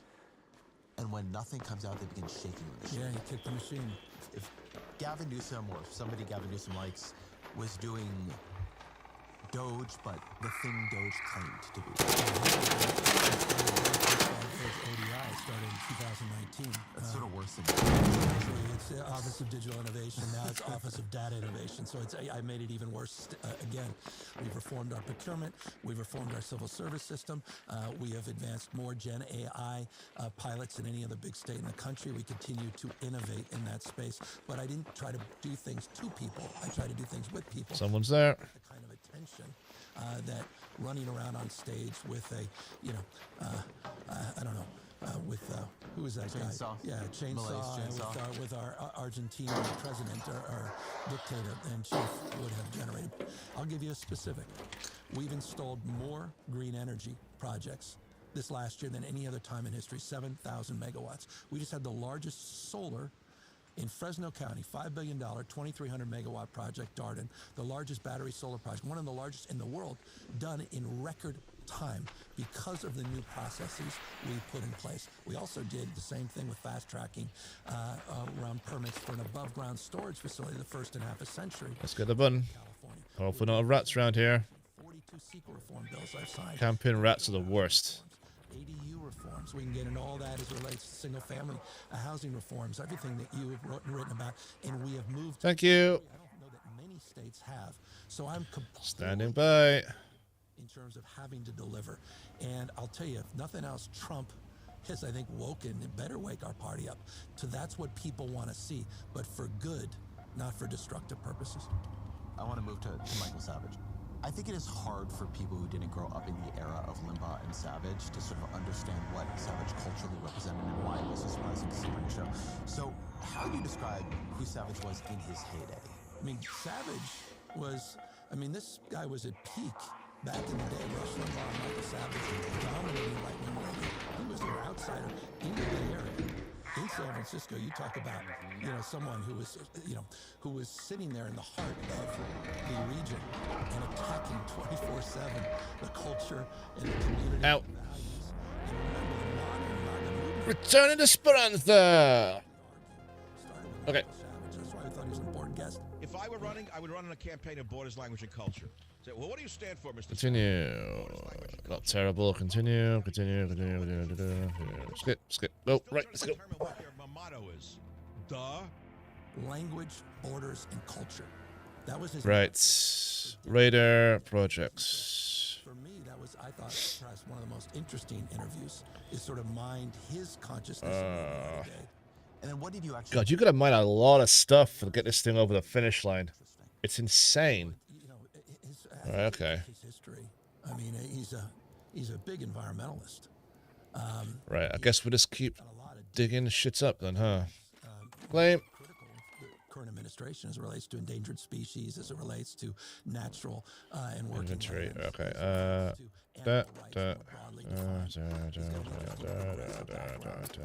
evolved or devolved. Keep that. Get rid of those. Get rid of those. Does that need repairing? Can upgrade it. Oh!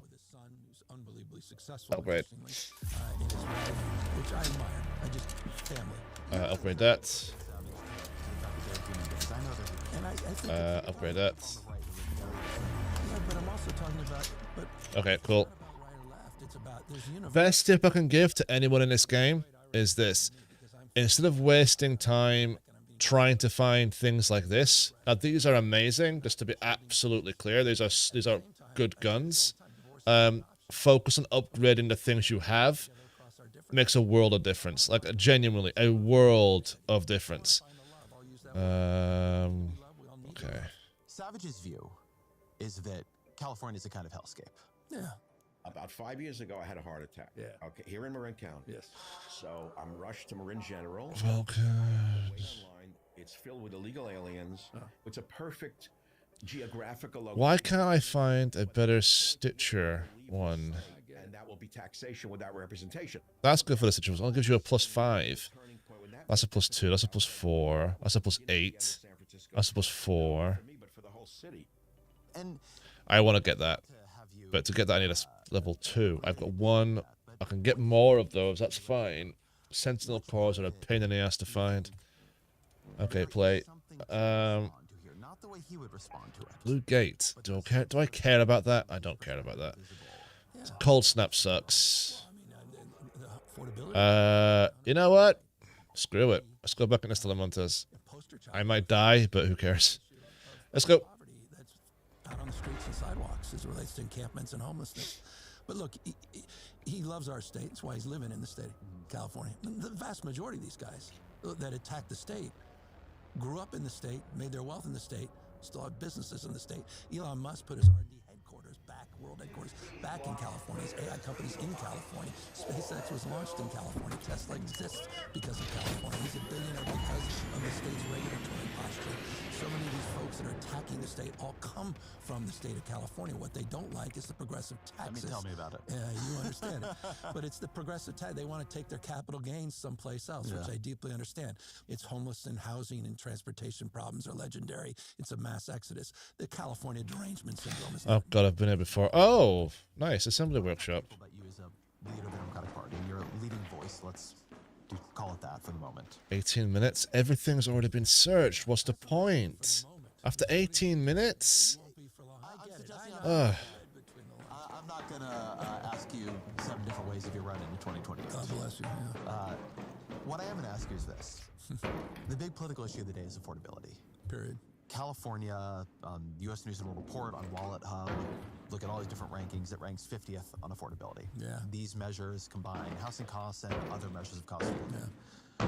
Why and what is the affordability agenda that is credible coming from the governor of California? It's interesting. Wallet Hub also talks about the happiest city index, 5 of the top 10. Listen, man, I got tattoos. That's been searched. Tattooed on my arm. I grieve every day I'm not in California. You don't need to tell me it's a happy place. There's not going to be anything in here. Wallet Hub comes out with their annual survey on taxes, saying we're slightly above average on taxes. Total. Yep, no, ransacked. Completely friggin' ransacked. In the country, but not the highest taxes across the board when you add everything in. That said, the affordability issue in California is real. It's been the original sin going back decades and decades. Housing, period, full stop. More things in more ways on more days explains everything. It's the original sin in California. NIMBYism. We haven't got out our own way. We haven't produced enough housing stock. It's Econ 101. Motherfuck, run. When I started as governor, there was no housing agenda. There was no housing agenda. It was not the responsibility and role of the state. It was assigned to cities and counties and regional COCs. And we changed all that. In fact, I put a marker down within the first few days when I got into office by suing some cities in my state, put 47 on notice, sued Huntington Beach, and have changed radically our approach to accountability, creating a housing accountability unit, looked at state excess land sites, which is on. I was taught a way of getting up there. Began a process of working with carrots and sticks to move to a NIMBYist mindset. I don't remember how to do it. Demonstrated in meaningful ways, in substantive ways. 110,000 housing units were completed last year. If you can get onto here, there's a cool thing you can get out of it, and I'm trying to remember. And so we have more work to do. There. Why is it so hard? Because you've wanted to do this. You put a 3.5 million housing production goal. That was the aspirational goal. There's a way of. There it is. 2.5 million by Search. Fuck. Fuck. Regional, what we call the RENA goals, and that is the established legal power. And by the way, it's the first time we that was this. Did I see that right? No one is. But across the country. And that's, by the way, Oh, fuck it. We'll do it another time. But other places are, I mean, look, I spend, because I'm a nerd, a fair amount of time looking at statistics on housing starts in Houston. Austin's having now a big downturn in terms of costs because of some of the overbuilding, but it's interesting. But You're right. Listen, I think of California having a big downturn in rent because it's overbuilt. That would be a welcome change of problem. No, I get it. No, we have to build more housing. Genuinely serious. I've seen how many bills you passed. I've covered a bunch of them. what makes this so Oh, hard? you got 470 cities or 58 counties. I've mentioned just the 101 jurisdictions in the cities and counties just around the Bay Area. I haven't even gotten. Everyone comes in, they blow everything up, and they forget to take the stuff out of it. They forget it's worth money. So that's the challenge. Just that labyrinth. Congratulations. These folks aren't happy. League of Cities not happy. Our county partners are not happy. I mean, we are asserting ourselves in ways that the state has never asserted ourselves into local planning decisions in order to break down those barriers. And we've been breaking down those barriers. What we need is to break down the cost of borrowing. It's the last piece that's missing right now. I think we have shifted the dialogue. We have won the debate. We're on the other side of this. And the proof point will be Play same again, free loadout. About what it takes to build housing as having 3 buckets. One is land use, zoning, permitting, etc. Or the sort of legal traps you have to run in order to get started. Yep. Then there's financing of construction, interest rates, things like that, and cost of construction, which is related but has to do with the cost of materials, labor, all the rest of it. And as you say, I think in a lot of blue states, the fight on land use and zoning is intellectually one. Whether or not it's been built in policy one, that's harder, but I do think that's important. The financing and the cost of construction, which, by the way, with Trump's tariffs and deportations is getting worse on a bunch of levels. Tell me about those, because I actually think those are harder to talk about. Well, and you didn't even bring up productivity, which is down about 30%. What the hell? Since 1970 to 2020. In the housing sector. In the housing sector. And let's establish situationally, the tariffs environment is impacting. 19 minutes, huh? Great. It's gone up. It's made it worse, Donald Trump. The labor shortages are real today. There was a Wall Street Journal article showing 400 plus thousand construction worker shortage, and they can't even get enough data centers. Ooh, I got a rattler, huh? For AI, et cetera. And that's been exacerbated by the mass deportation efforts, et cetera. So those two things are important. But the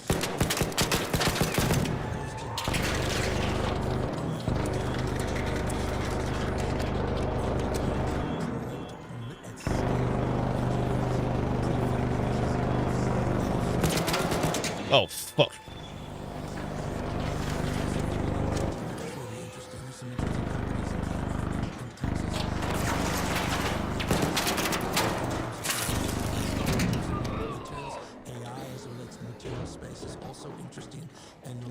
to this conversation. So, look, I do think we're about to experience a completely different shift on the productivity side because of necessity, because of the reality, because of the crisis of affordability. And this holds a lot of promise. It holds a lot of political politics, and that has to be accommodated. I notice that free loadouts are the best is an idiot. California, my last year, it's in.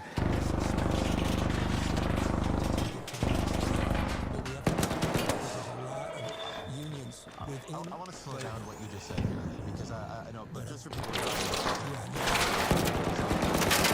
So, right now, building housing is national business. Same way they have been since the beginning. This is why product is down. And modular, which there's no place in America that doesn't come outside manufactured housing, but in Sweden, I think more than 80% of single-family homes are now offsite modular. They're offsite manufactured. You can have modular built, as many places do, in unionized factories. So it doesn't have to be a non-union industry, but it still means fewer builders. And it means which unions and which different skills, which trades are part of that. And therein lies. This is the issue we have to address. When you talk about address it, right, I think you're pointing towards there being some way that it can be addressed, but on some level, it will mean fewer people building on site unless we increase housing production so much. Yeah, that's the you have a volume. And that's the goal is to do what we need to do, which is the fundamentals are actually addressing the demand side of the equation. So I think we'll be fine for a decade or two as we work out of this.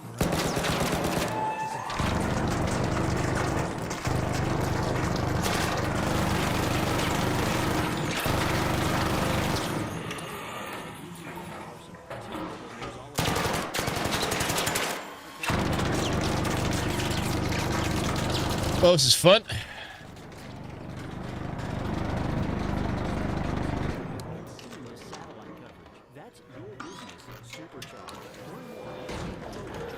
Fuck.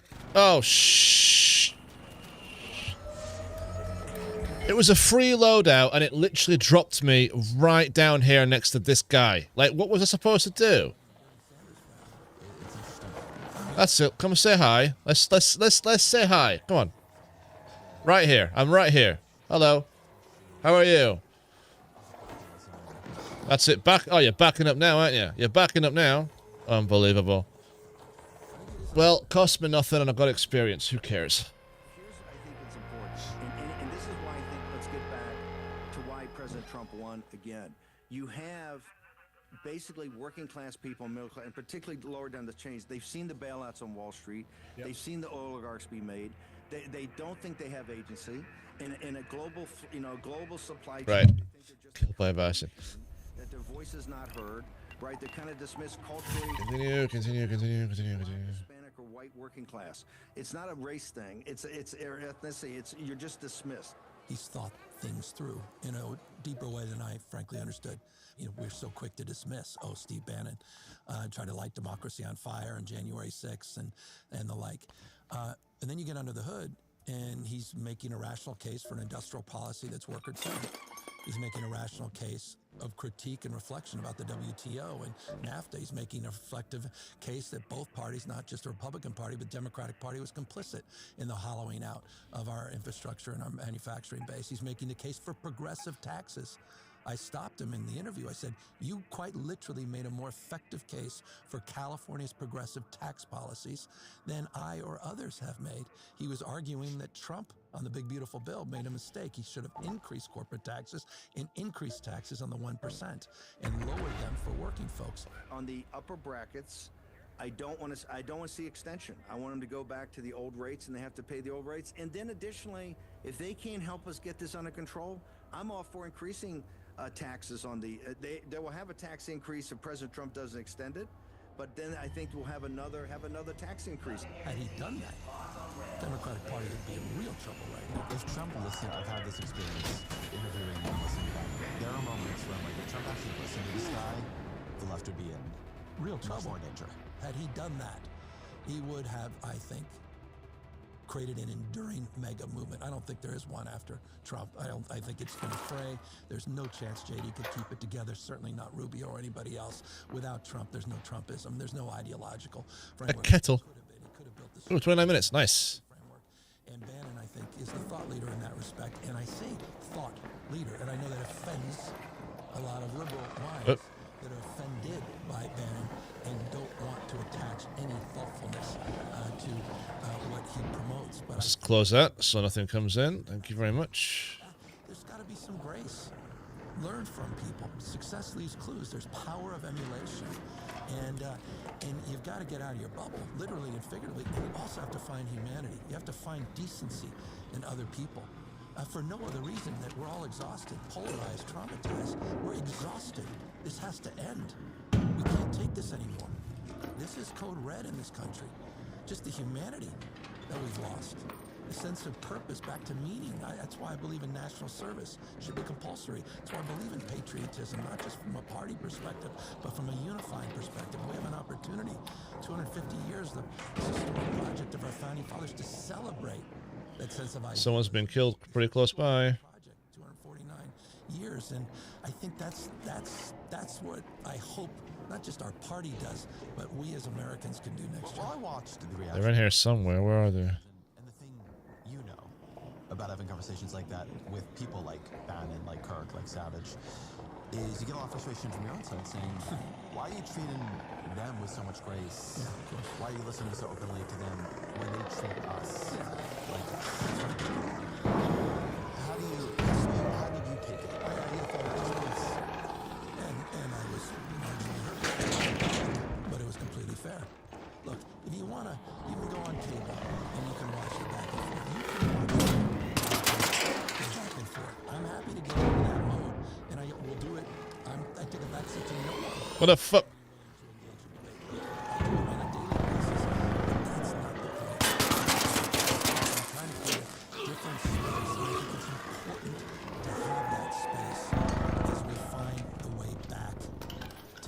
Because this again, I Kettles are terrible when they're not modded. Fact. It's about the human experience is what it's all about. And I think that it's all about most of the things. Okay, I forgot. Oh, drop that. Get that. Drop that. Get that. But to read these sentences in the journal was striking. The net worth held by 21% of households in the U.S. reached $23.3 trillion in the second quarter of this year.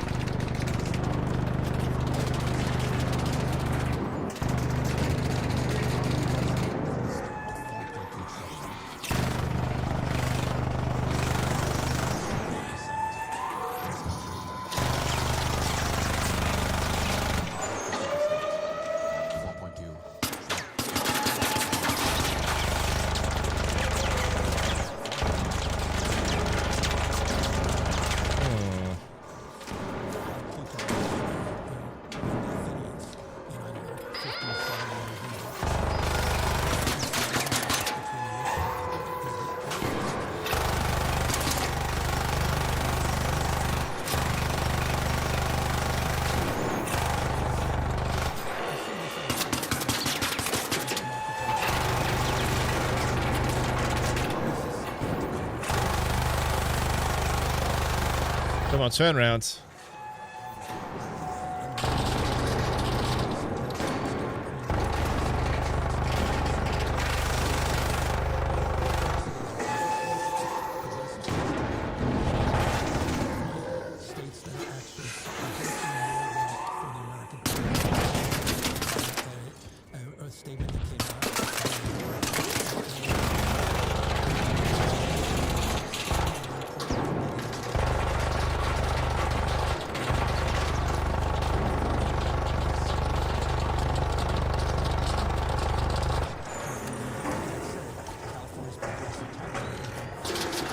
Opponent driver.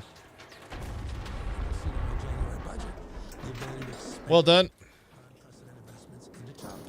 Expand our universal preschool program, which we have fully implemented, our after school for all and summer school for all programs, which are nation-leading programs, and that is part of a redistribution framework that I think, in many respects, was the model that Bannon was arguing, interestingly, for. But we fundamentally tax income, not wealth. Yeah. And difficult to tax wealth. It is difficult to tax wealth. It is not impossible to tax wealth. I mean, we used to have a strong or stronger state tax in this country. Yeah. And now it's pretty ridiculous. Yeah, it's absurd. And we live in an economy built on assets. Yeah. And I just don't know how you can have an agenda for any kind of democratization, as you put it, in the economy that, speaking here at the national level, because there are interesting dynamics that would make a wealth tax at the state level harder, that doesn't really begin to think about. But the point you wealth just made is taxation. the key point at a state-by-state Yes, basis. I understand that. So from a national perspective, this is a conversation that we need to have, an honest conversation about this. But we're in the business, again, this entire conversation is not an abstract. It's not Let's just not get fucked over by a goddamn streamer. I'm dealing with realities, cards that are actually dealt. And I just criticize people from sidelines. It's much easier. There it is. Yeah, I mean, that's why I'm on behalf of the Biden That's why you want a podcast. I don't want to be governor of California. I'm speaking on behalf of Joe Biden and his legacy. So, but how do you mark the market? Oh, you got me with it as well, you little. How do you determine this sort of internationalization of assets? These are. I'm not saying these are impossible things. I'm not making an excuse. I'm making a point. The Big Beautiful Bill was the Big Beautiful Betrayal. I mean, this was a disastrous Up, down, down. This transfer of wealth. I'm dead. This debt bomb that we're placing on them, we've done to the next generation, is a disgrace. And that's why Bannon was right and Trump was wrong and the supine Congress was wrong. And so we've got to right that wrong as it relates to these. Fuck, run. This debate is going to heat up because of Mother.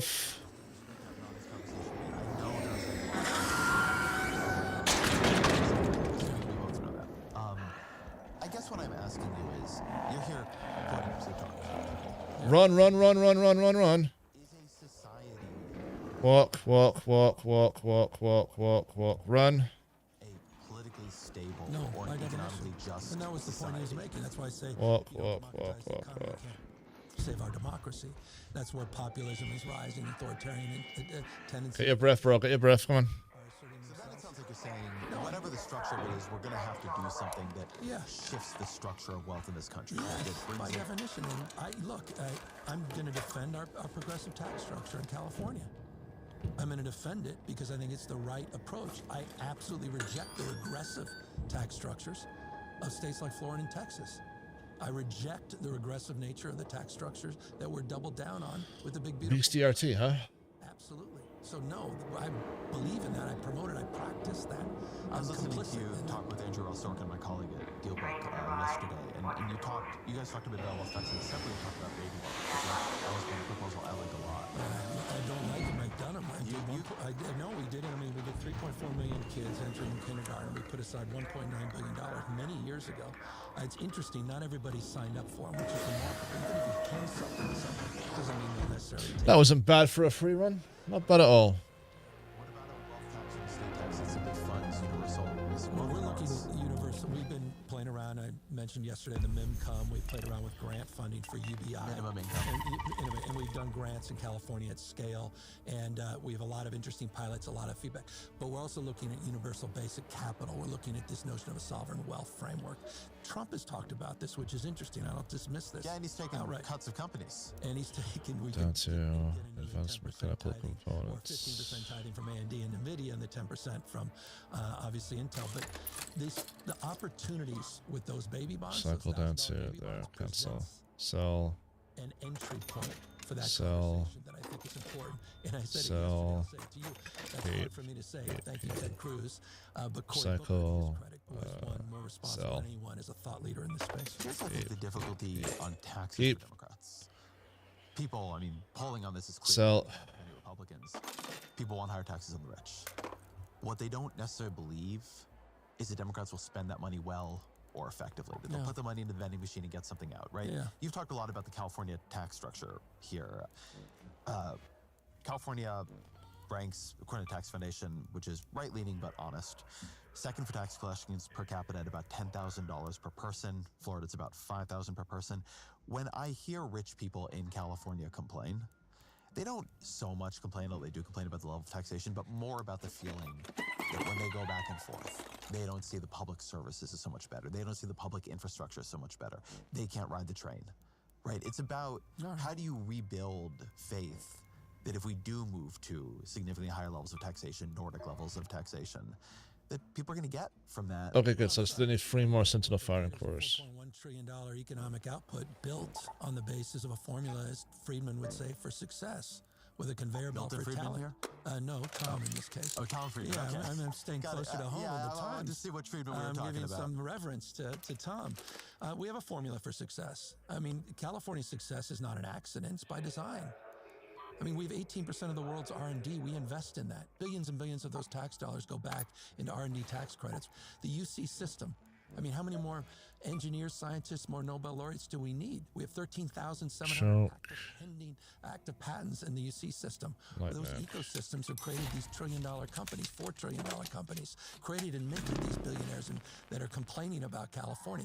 That's the benefits that we have provided. Silencer. Companies have laid the foundation for innovation in quantum and fusion and robotics and space in the future and dominating that space.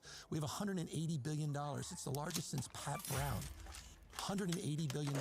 It's build.ca.gov. You can look I it need up. duct tape. Transparent website that shows the biggest investments in capital and infrastructure in California's history that is being invested as we speak. We've dominated manufacturing. 2.8% of manufacturing, advanced manufacturing, is in place like Florida. It's 13.9 in California. We dominate in every critical category. Of the nation's total manufacturing output. The nation's total. So we're number one in every category. So the economic opportunities, the growth, the energy, the daring, the creativity, all of that is present in California. My gosh. We have more Fortune 500 companies than we've had in a decade in California. We have more unicorn companies we've ever had. Look at the venture capital that's going back into the state. I mean, it's a remarkable #1 in two-way trade, #1 in direct foreign investment. I've heard you do this before, But and it's not I just agree doing with it, but it's all true. But what people would say, that what your critics on this would say, is that you're sitting on an oil well, right? Silicon Valley was built. It's an agglomeration of talent. But how and was it hub. built? I agree with you. But But it was it built wasn't on built in the last 5 years. But it was built on these investments, these conveyor belts, these programs and protocols, well established, that we haven't walked away from. We've reinvigorated. As a fellow Californian, one thing I hear when I talk to you feel very shaped to me by the culture specifically of Northern California. And Northern California's become Silicon Valley, San Francisco, even compared to what it was 5 or 10 years ago now, as the epicenter of the global AI revolution. That much more important. Yep. And the culture of Silicon Valley has changed. The politics of it have changed very rapidly in this period. When I go back now to San Francisco, I feel this very strange tension of people racing headlong to invent something that even they are not sure it will be good, who it will be good for. They hope. Completely agree with that. But they all of a sudden seem like servants of a thing they're bringing into being more than, you know, they would not tell you they understand how it's working. Yeah. How are you? I think AI is going to be a big part of the next turn of politics. Dominant. What is your, before I get anything about regulation, how do you feel about AI? The way I think about AI is promise and peril, both and. Because I think what you said is spot on, and I spent a lot of times with these guys. The next 3 to 5 years, there's almost universal belief. People don't know what they don't know, but there seems to be some consensus that 3 to 5 years. Let's go to research and AGI, administration. Oh, actually, while I'm here, fuck it, you know what? that we're on the other side. How is this? That's pretty alarming. And so to your point, My talent to superintelligence is longer. years may be longer. But I'm, you know, But general intelligence, it's interesting. depending I how you define it, talked to maybe. some of the deep mind people. They were talking 36 months. I don't want to lay them out specifically, but people associated with them, not from deep mind. Obviously, the race, everybody, this bubble, everyone's participating in this race. All acknowledge the bubble that's being built, the capex that's been invested across this country, and what's happening in terms of utility costs across the country. And data center and energy is the one thing that will slow this down. How nuclear fission or fusion, nuclear fusion is a big part of that conversation as well. So it's going to shape more things in more ways on more days in our politics. You're already seeing the beginning, just the beginning, I think, of job impacts, but likely to get more pronounced and perhaps exponentially so. So tech genie's out of the bottle. You got to deal with the cards that are dealt. You can't stuff it back in. It's a global race. Our biggest competitor is China. It's a race to superintelligence and what that means or what it doesn't mean. And we have to navigate that. And I think we have to take responsibility to thoughtfully regulate it. And that's what California is pursuing, the first regulatory framework in the nation, SB 53, that took me 2 years to get right in land.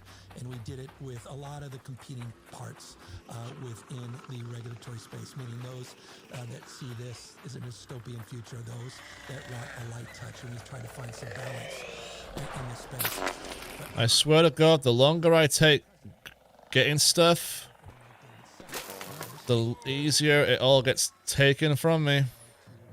Vandalize and trip us up from being able to do that.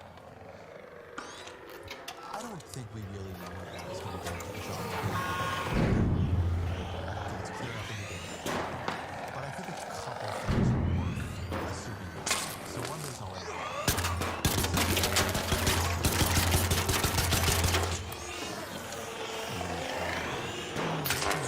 I'm gonna die after all that. Fuck!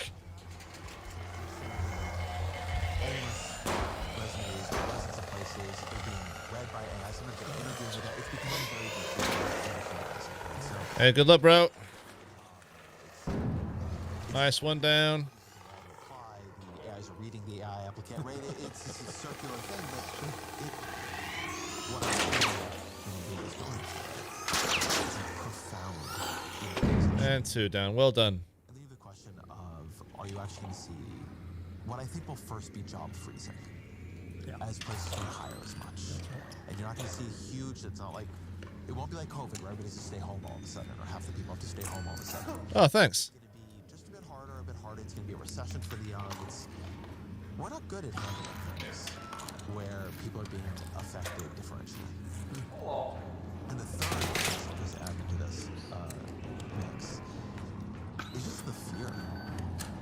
It's real. How many people I know who are reasonably, how many people I know in school who are reasonably afraid that they will be replaced by an AI, and they can work with the systems now, and they know that at many things the systems are as good at it as they are. Right? That's a big ass MFer right there. You're doing something somewhat rote, somewhat replicable, somewhat, and that's what the middle class of most of this economy is built on. And I just think that between the economic and the psychological destabilization of this, I think I am surprised how much people know this is coming. You can see it in polling. People know it's coming. And politics seems at sea. Right. Maxing out a kettle is an absolute waste of goddamn time. Waste of goddamn time. Air freshener. Why the hell not? Anything that gets repeated gets replaced. And AI has moved out in the physical world. Oh. You can see that physically in California with all of not just the Waymos that are out there. You can be 7 deep in traffic with 7 cars with no drivers, but also Zook and others. You're seeing in robotics now. You're seeing humanoid robotics that are going to start moving into place. You're seeing it already exercised in a number of hospitality settings and hotels and hospitals that are starting to play and iterate in the space. And you're seeing mass adoption, particularly in China and elsewhere. So this is real. It's coming fast. As it relates to that anxiety, I would also offer that it will also have a gender component. You look at that gender displacement in terms of some of those jobs, those clerical jobs, and those paralegal jobs and like, and the impacts that will have on women as well. So There is no chance I'm bringing that thing down. that gender dynamic as well in this conversation. Look, I'm having advanced conversations, as I mentioned earlier, not on UBI anymore, but on universal basic capital, and looking which way? to the baby bonds, looking at the Oh, it's possible the other way? displacement, even if it's for a period of time. And Oh, there.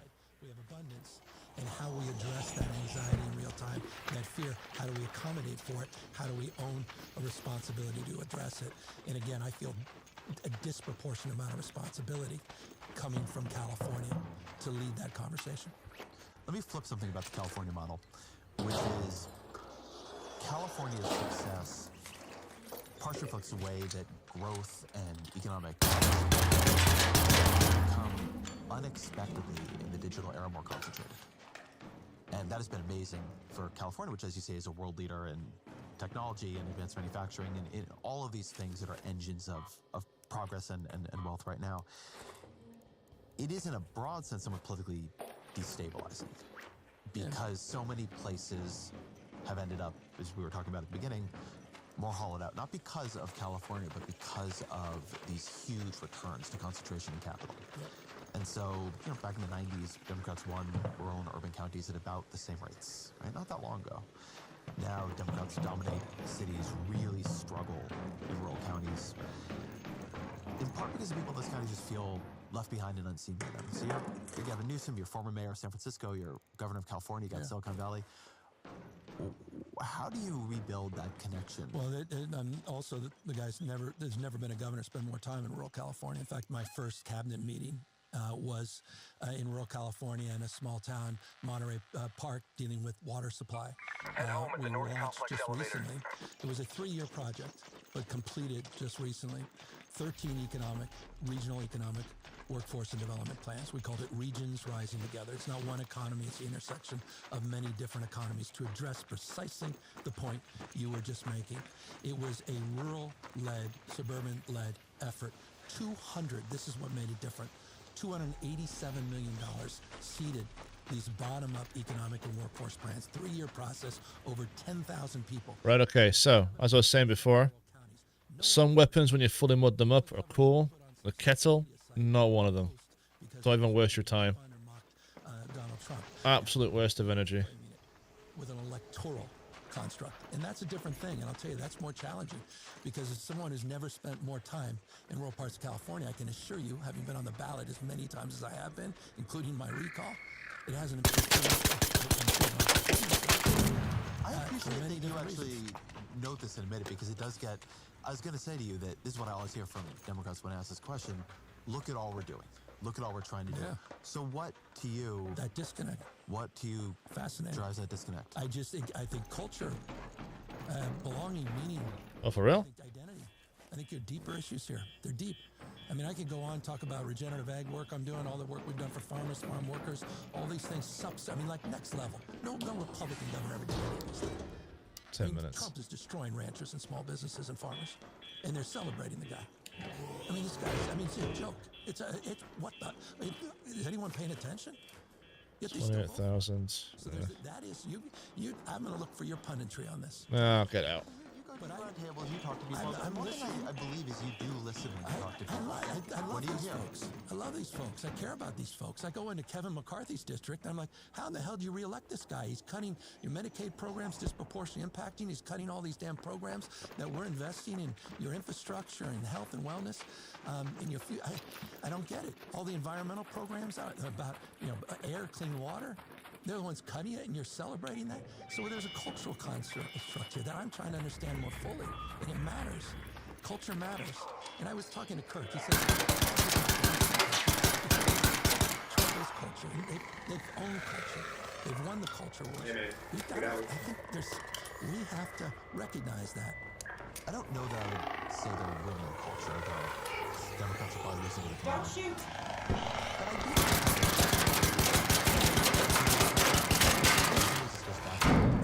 particular form of modern conservatism in California is how much energy there is and what they said, the way in which they were culture, was it they really understood the feeling of being left behind with culture. The feeling that your stories were not going to get told, that your views would not be respected, that people running culture, from people who were then running platform companies who... Someone moaning over there?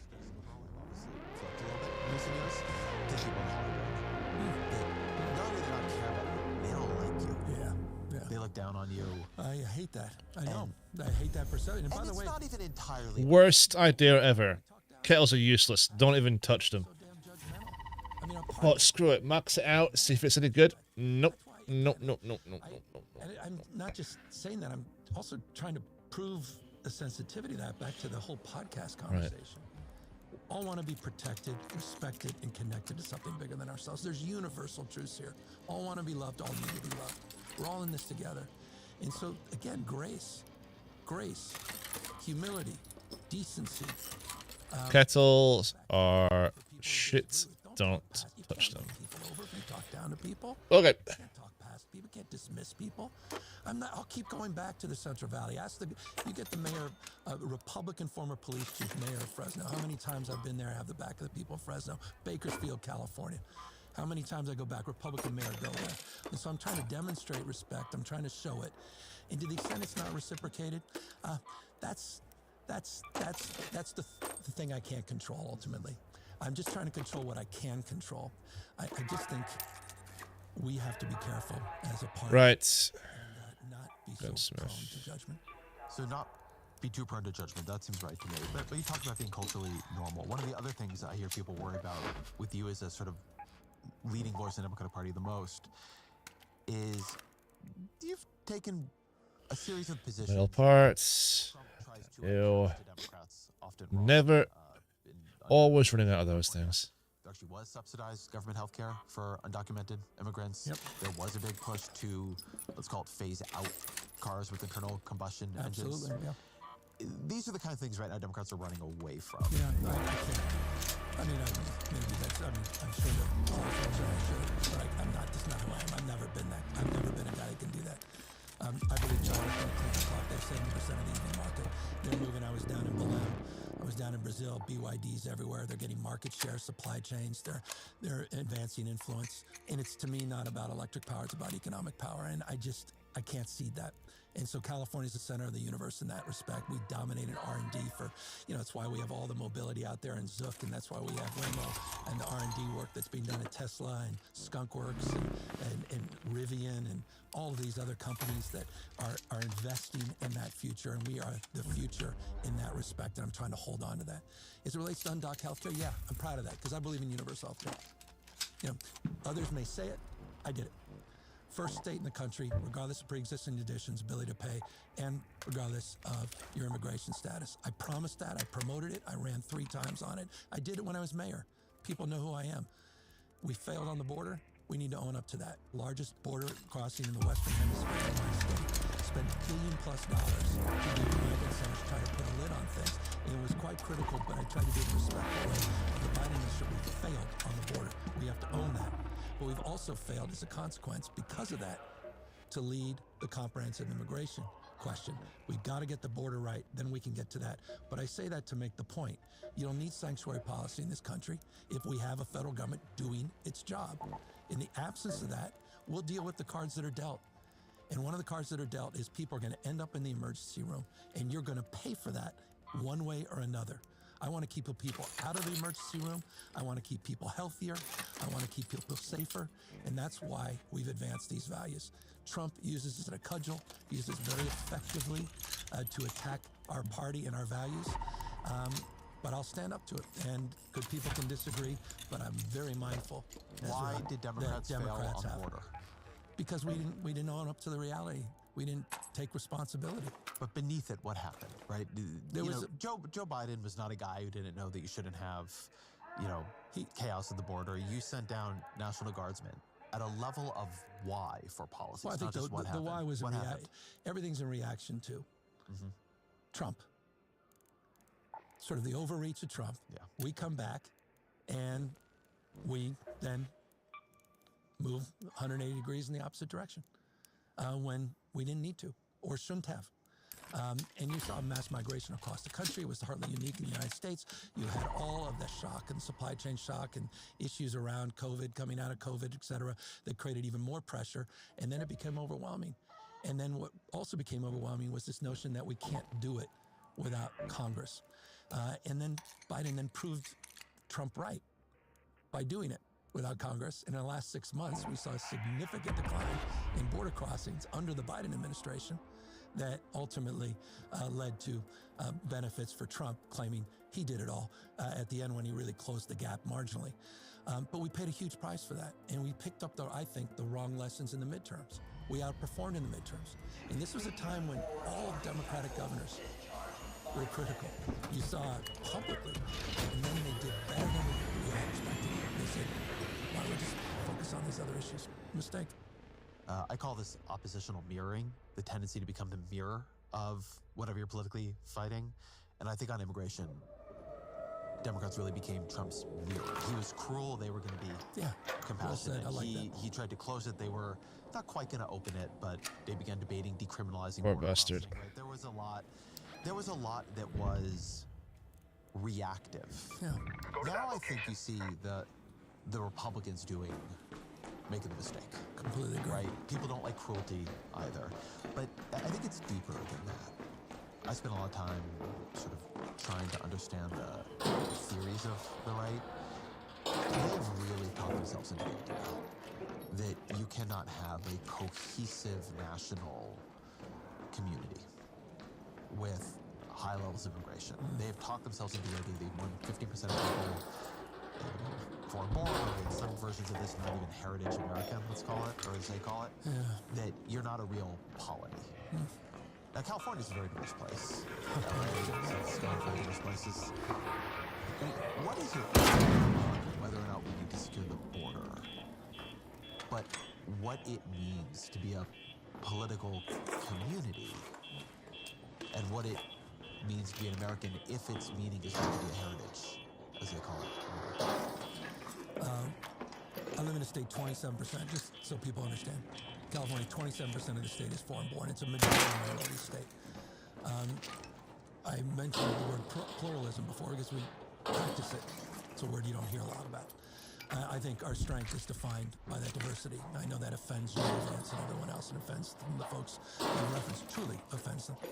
That said, this is an issue that goes back, I remember this from my history books in the 1880s.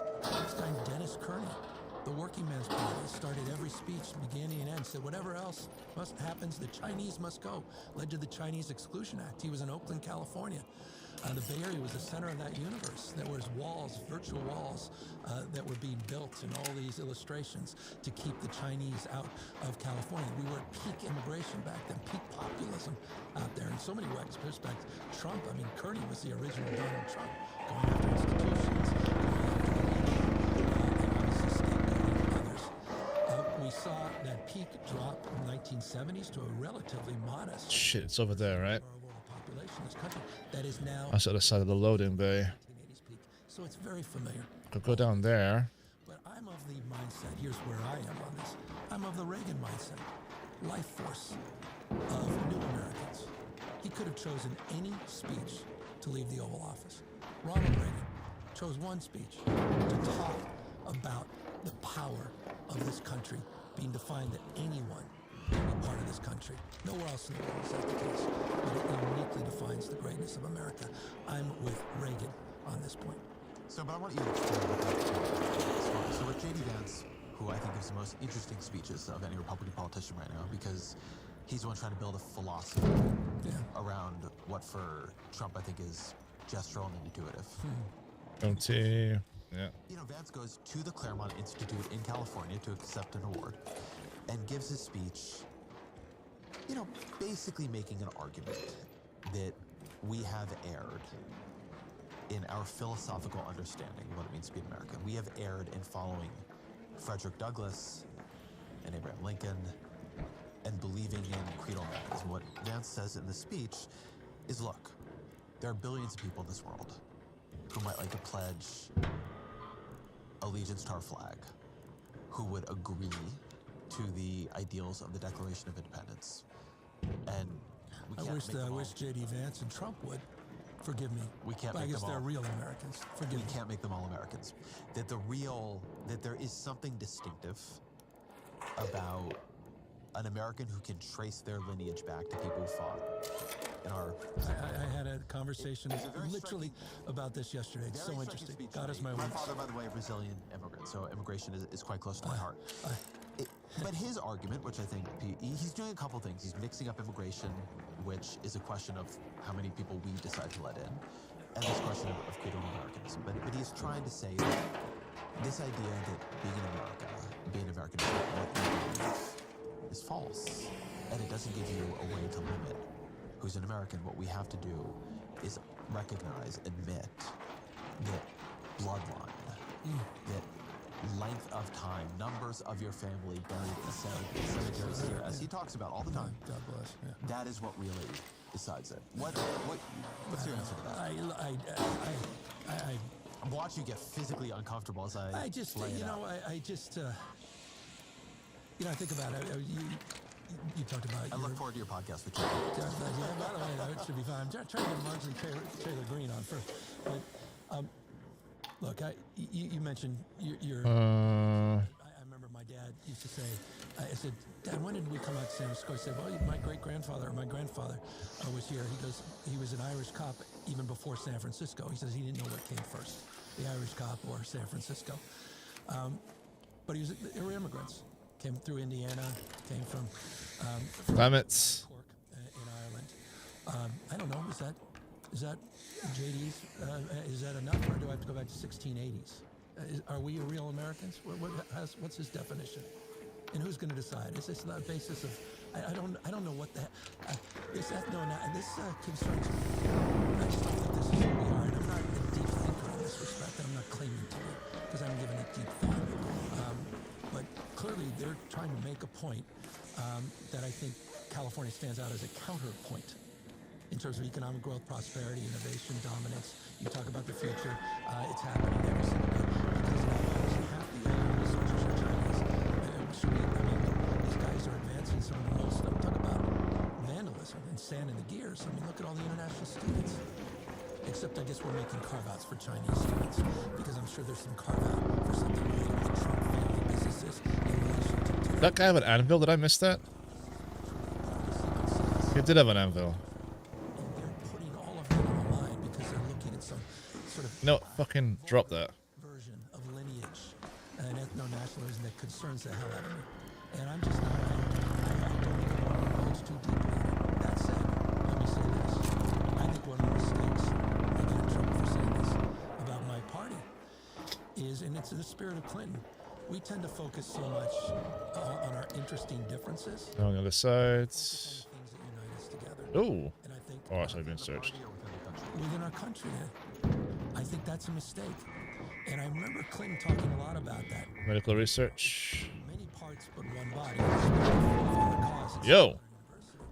We're all bound together by this web of mutuality, but we have to find that thing that binds us together. And I think those founding documents you just referenced, historic project of our founding fathers. It's all in there. It's the 27 grievances in that declaration, which again I did read. And this notion that we can unite around those, I think, is critical, and I think it's a missing ingredient in our party where we need to assert that and affirm that. And that's why I talk about faith and family and patriotism, things that Oh, they obviously blew it up. together. And that's what it means to be an American. All those interesting differences, racial, religious, ethnic differences. But at the same time, we're united around these fundamental values, these enduring values, these historic values that we've inherited, but we have to fight for. In today's super competitive business environment, the edge goes to those who push harder, move faster, and level up every tool in their arsenal. T-Mobile knows all about that. They're now the best network according to the experts at Ookla Speed Test, and they're using that network to launch Super. Someone's been through here. Business plan to combine intelligent performance, built-in security, and seamless satellite coverage. That's your business supercharged. Learn more at supermobile.com. Oh, actually, wait. Most outdoor areas in the US where you can see the sky. Best network based on analysis by Ookla Speed Test Intelligence Data 1H 2025. Let me ask you then what binds the Democratic Party together. I've been writing about the Big Tent Democratic Party, what it would mean to build that. You said it more pithily than I have, which is you said in a recent interview. Pithily? A party that goes from That's an interesting word. What binds together a party that goes from Manchin to Mamdani? I hear a lot of people say, isn't this Big Tent, doesn't it not believe in anything? What do you think it That's believes why I in? gotta give me a break. I mean, my grandfather, we talked about a Democratic Party. It was a broad coalition. My kind of party. You brought people in. It's about addition, not subtraction. I mean, come on. I mean, our party needs to be many parts, one body. And so this idea of exclusion, and that, again, that's judgment. That's purity.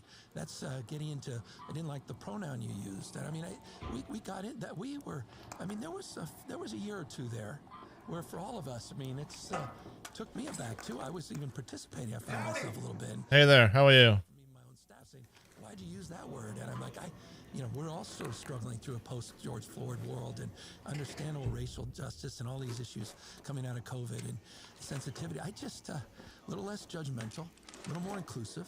If you believe in the death penalty, you don't believe in the death penalty. It doesn't mean I don't believe in you or your right to be part of our party. If you believe in choice, but you believe in later abortion, you have an issue, I'm not going to deny that. If you have a more moderate Comments. I need to drop something. more worker-centered policies or more liberal one, we shouldn't be excluding. You don't believe in the minimum wage, but you believe in an earned income tax credit. Which one? Okay, what's it worth? 44. You're a corporate mod. I don't think this. I have too many of those small parts. Together, that coalition. Okay, that's better. That helped build the world's great middle class, and so that's I want to. I don't want to exclude the Manchins or the Mamdanis. The thing that the Manchin to Mamdani line made me think a bit about is what would it mean for the people who represent the Democratic Party nationally to seem like they simultaneously respected Joe Manchin and Zoran Mamdani. Chuck Schumer did not endorse Zoran Mamdani, for instance. And okay, you know what? I understand that Schumer probably has his, disagreements.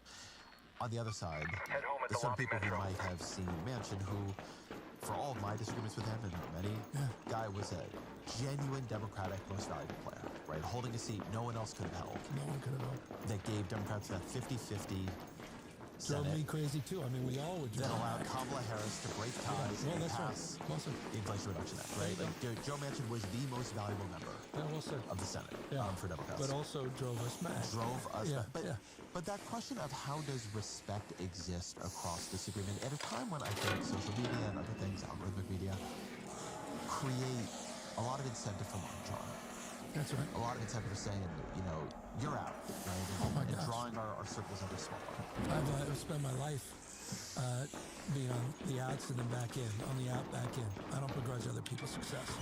I don't think you could be pro-job and anti-business. Same time, I say businesses can't thrive in a world that's failing. And so, who are you? You know, you support a progressive tax, but not a wealth tax, or then you're a corporate Democrat. So, you're right, and you're right. There are families that have been divided online, and these sort of people. And of course, that's what's, you know, in the American primary, they have 25 candidates for president. My gosh, you're going to see that on the screen. Shit.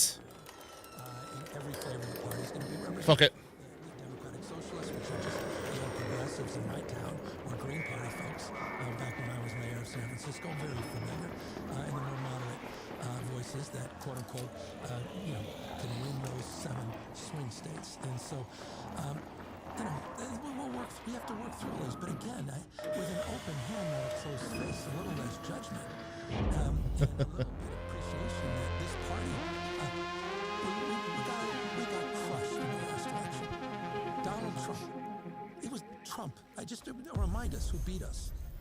We need to find common ground, not just stand our ground, to then hold the line so that we avoid the worst instincts of this president by extending a 3rd term in the presidency. Here's what's made me fascinated by what you have done since the election, which is you seem more comfortable with contradiction and paradox in your own person. Do I already have an Anvil 3? I do have an Anvil 2. Set up the election. There are 2 lanes for a Democrat, right? You can say we got shellacked, a word that only Democrats lose elections. I've never heard that word used in any other context. We got shellacked. And we have to reach out to MAGA. People have to listen. We have to talk to the other side, go to the diners.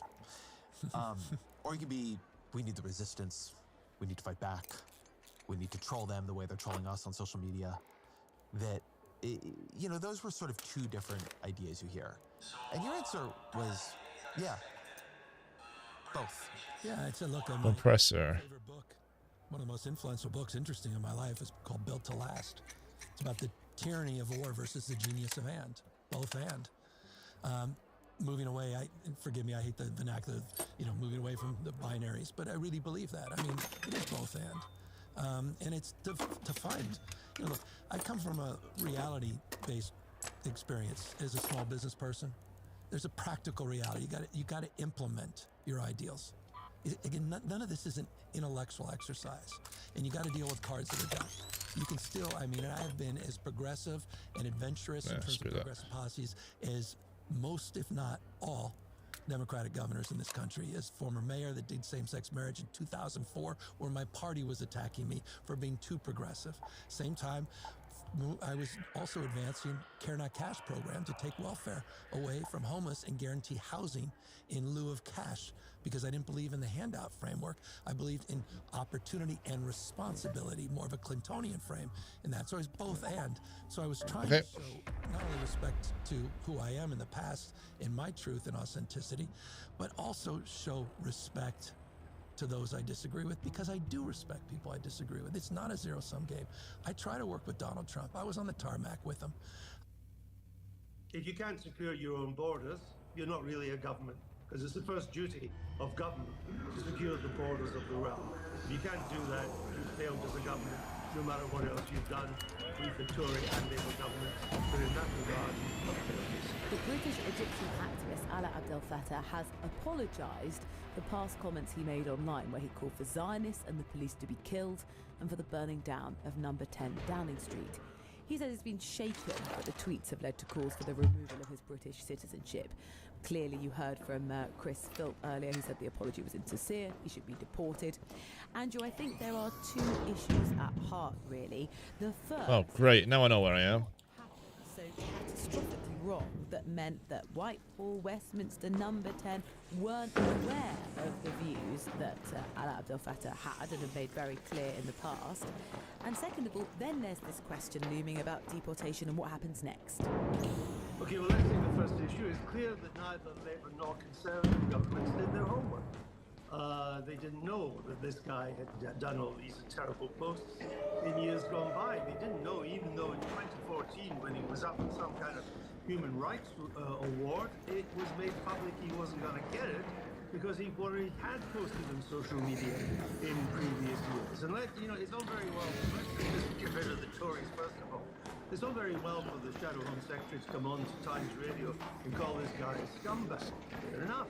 Let's just remember it was the Tories that gave this so-called scumbag British citizenship in 2021. It was Tory governments that campaigned for this guy's release. So they're just as complicit as Labour in this. Let's come forward now to Labour, who now has a responsibility for this. The Prime Minister says he's delighted that this guy's back in Britain. I'm not aware that this guy's ever been in Britain in the first place. He's got British citizenship with no discernible characteristic of being British in any which way. All his beliefs seem to be thoroughly anti-British. He despises Britain. He calls us dogs and monkeys. He wants to kill white people. He wants to kill all British police. He wants to kill Zionists. So that's the kind of guy that the Prime Minister now welcomes back onto these shores. But let me just say this on the second issue. Now he's here that he's here. There's no way this guy's going to be deported. Where are we going to deport him to? First of all, we'll have to go through endless legal hurdles, all of which will be manned by Keir Starmer's friends in the human rights industry. We'll probably fail these hurdles. Even if we pass, do you think the Egyptians are going to take him back? You want to see the Egyptian press this morning? They're when they've got rid of him. He's now lumbered in Britain. So it's a catastrophic error by Labour and Conservative, and it's an error in which the toothpaste cannot be put back into the tube. And I should stress, Andrew, that it was about 1 o'clock this morning that El Fattah did sort of release a statement that said sorry for his shocking and hurtful posts, said he'd written them during online insult battles while deeply enmeshed in antagonistic online cultures using flippant, shocking and sarcastic tones. Well, of course he's apologising now. He's apologising now because he's been rumbled. He's apologising now because all these things have come out in the public, and he's saying, oh, it's out of context. Really? How is let's burn 10 Downing Street down, let's kill all British police? In what possible context would statements like that be justified? Can I jump in here, Andrew, and just ask, I'm really interested with Chris Philp because he was saying that there is different legislation, whether you are a dual citizenship or you just have British citizenship, and we can deport people, for reasons, if they are committing, we don't want to be communications that's not conducive, to public life here, hate speech, etc. Is it right that we have two different rules, basically, if you are a British citizen with just single citizenship, as opposed to if you are a dual national? I don't really know. That's a legal question. I'm not really competent to answer. What I do know is that it's irrelevant. You can have all the power you want to deport somebody. The issue then comes to where are you going to deport him? Who's going to take him now? I mean, you seriously think the Egyptians are going to take him back? They're delighted to get rid of him. Where are you going to send them to? To France? I think they're going to at all. So I don't see the point. He's got British citizenship, rightly or wrongly. In my view, wrongly. It was performative virtue signalling by the Tories, picked up by Labour and made even worse. We're lumbered with them. We're stuck with them through the incompetence of Labour and Conservative administrations. We've allowed someone who hates Britain onto our shores, and we will not be able to get rid of them. You've used the word incompetence, Andrew. There's a Labour minister said, Starmer's lost the trust of British Jews. One minister said, it's truly shocking we welcome a racist anti-Semite into our country with open arms. Serious questions need to be asked about the lack of judgment here, and the Home Office should seriously be contemplating stripping his British citizenship. Do you think this is, Keir Starmer Starmer came to lead the Labour Party, promising to rid the Labour Party of anti-Semitism. Do you think there is a hint of any of this here, or it's all just sheer incompetence? I don't think this is anything about the Labour Party and anti-Semitism. I think it says more about their incompetence. I mean, the fact is, they went in, this includes the Conservatives as well, they went into bat for this guy, who's clearly a nasty piece of work. They went into bat for him, they fought for him,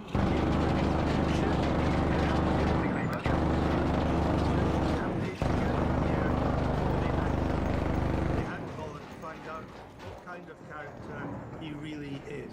And the British people are, as a result,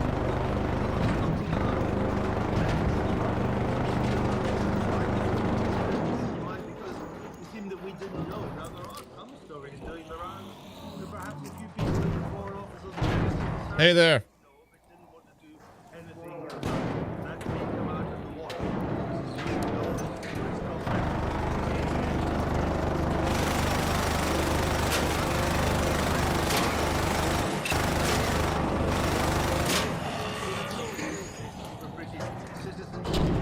And saying that he's delighted that he's now here. That word was used not only by Keir Starmer,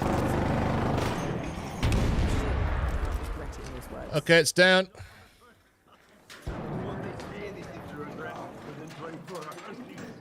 Andrew, we should talk to you about this because the Prime Minister was hoping the French police were going to help him stop boats crossing the Channel. But it's not the most surprising news ever. The police aren't helping. The police union... Nah, sorry, I wish. Actually, hang on, let me check. In the water... No. And our action, police action, causes injury or the death of a migrant, then we'll be prosecuted. So therefore, we're not going to... It's this way. Fair enough. Like, how much time is left? I think it is fair. The French police unions are looking up to the... 7 minutes. worried that an intervention, even in shallow waters, could lead to people drowning, and that would therefore make vulnerable French police to issues of criminal liability. So I don't think this is a surprising development at all. I'm gonna try and pull the shredder. We, the British people, the British government, have given the French aid. Just find a pillar or something you can stand behind and then just keep jumping out to kill it. That's how you do it. We might as well forward the money down the drain for all negotiations done. I mean, I think the British are a bit naive in this. There is no interest. Oh God, here it comes. The interest is let them go on the boats. Let them go to Britain. We don't want them here. That'll be Britain's problem. And there is... Just keep running around the pillar. That's it. Shit. People are making their way to Britain. There's really now nothing to stop them. Even though they're not being stopped when they go to British water. They have to be under international law, taken by the British onto British shores. It's not now impossible to deport any of them, as we've seen over the years. So if you make it, you're in Britain, and you're in Britain for good. You've done it. Job done. What's going on? It's the only reason is the appalling danger of making that channel. Many people have died. It is a human tragedy. And I'm just reminded that well done. Mr. Starmer said he was going to solve the problem. He was going to solve the problem by smashing the people's smuggler gangs. He told me that, he told people all that, he told Times Radio that many times during the election campaign. He would solve this problem by smashing the people smuggling gangs. Well, in the past year, there have been 40,000 people come across the channel, and it's now clear that smashing the people smuggling gangs was nothing but a soundbite to get them through the election campaign of 2024, and Labour policies, that's what the Tories before them are going to do. Well, we were suspicious that was the case at the time. But ultimately, Andrew, he does want to solve this problem. I mean, some of his political future is sort of staked on it now, isn't it? It becomes the priority. And actually, the words you said, saying there's no effective deterrent in the Channel, the Prime Minister himself said those words to French police sort of a month ago, saying there is no effective deterrent in the Channel against people making those perilous crossings. So they are desperate to solve this problem, if not only just for their political survival. Why can't they do it? Well, it's the reason why they're under 20% in the polls, and that they're still way behind reform. Even the Tories have overtaken them in the past couple of polls that I've seen. It's very difficult. There are only two ways to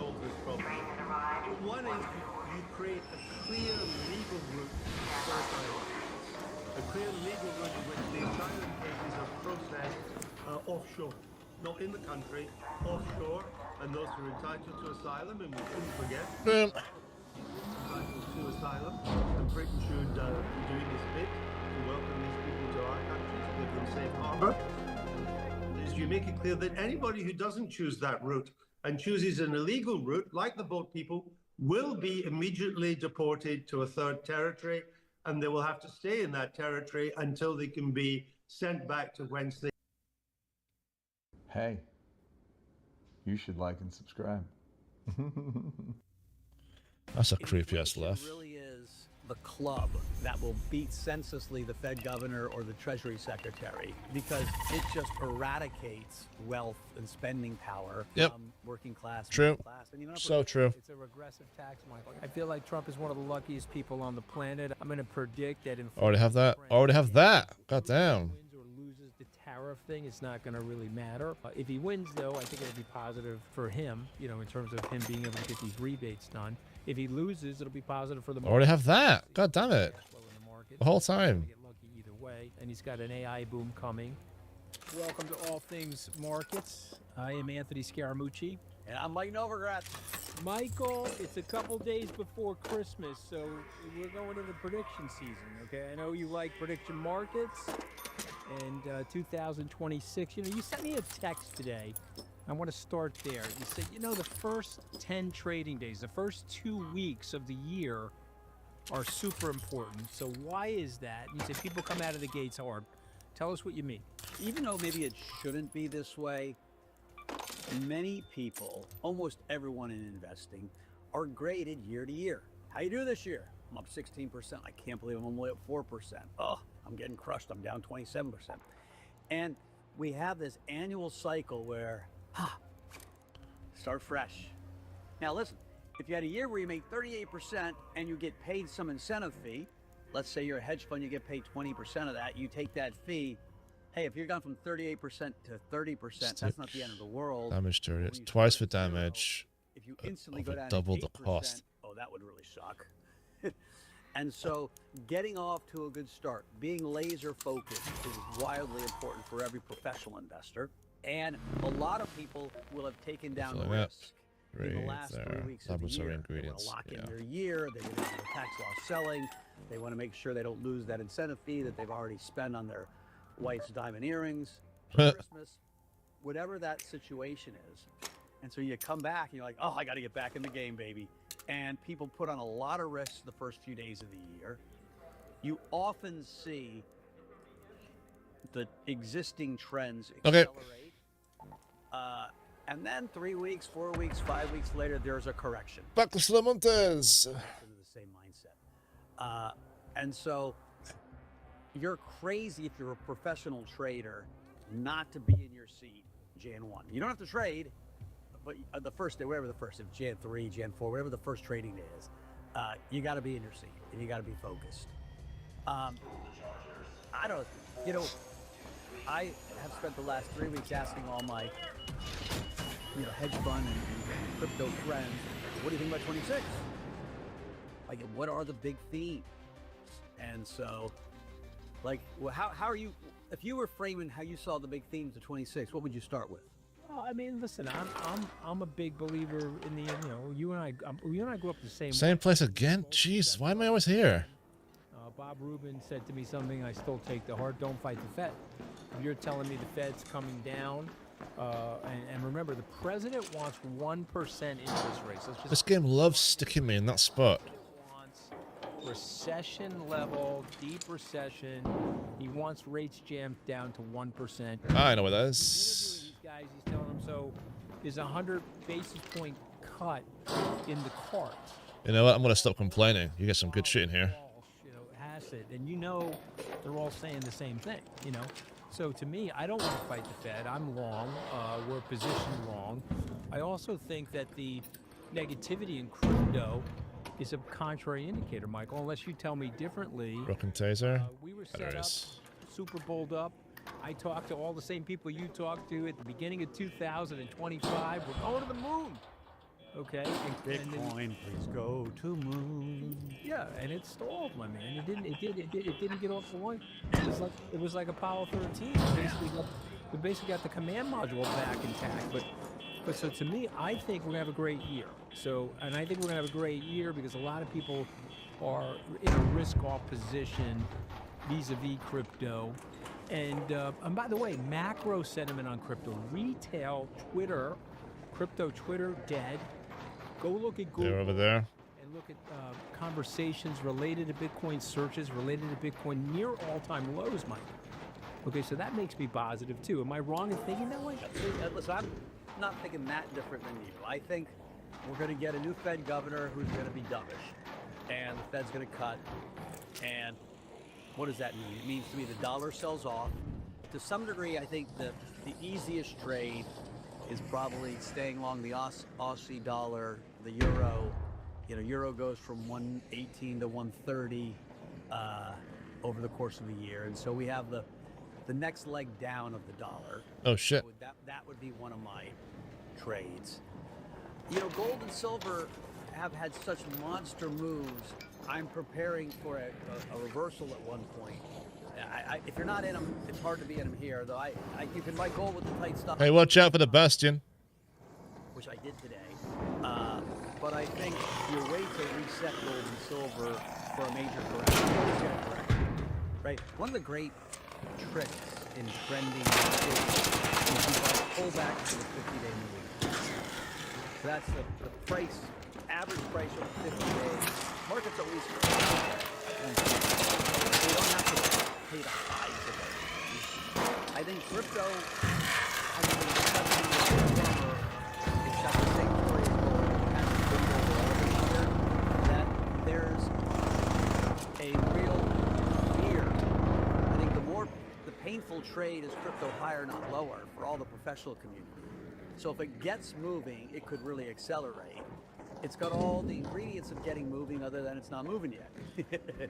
And so I'm watching it really carefully. I don't want to be pessimistic down here.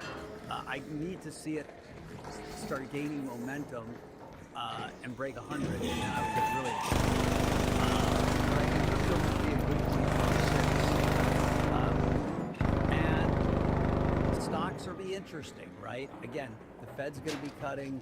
You still have this AI story. Things like Google and Microsoft.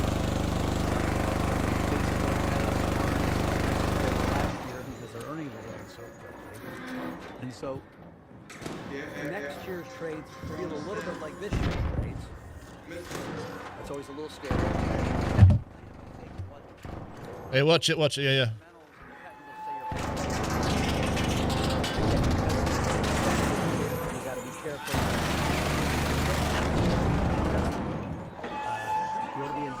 Good level. So what I did this morning is I sent out a survey every year. Okay.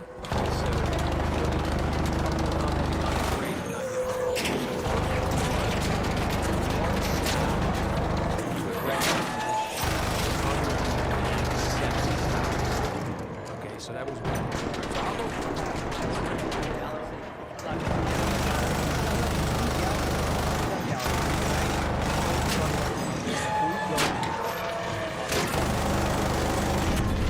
Down. Got it. Now, IBM had a big move, okay, this past year, but IBM is still at the forefront of quantum computing, and still, you remember Watson, I remember Watson, it was one of the big leaders in AI, and IBM is coming around, and their consulting business is exploding with the Fortune 200 companies that are trying to figure out ways to use AI. And yes, had a big year this year, but it's only a $282 billion market cap compared to the Mag 7, which are hovering in the trillions. So you're smiling. Why are you smiling? I just love the fact that we're at only. You know, I think about Alibaba at a $340 billion Is it what, sorry? market cap as the second largest stock in China. That feels wrong to me in that. Oh, an exploding trash can? So many trillion-dollar stocks. Alibaba owns all. Yeah, if you lure it out and then just run around a pillar, every time it screams, hide and then shoot, that's kind of how you do it. You know, listen, there's a Chinese discount because of it. But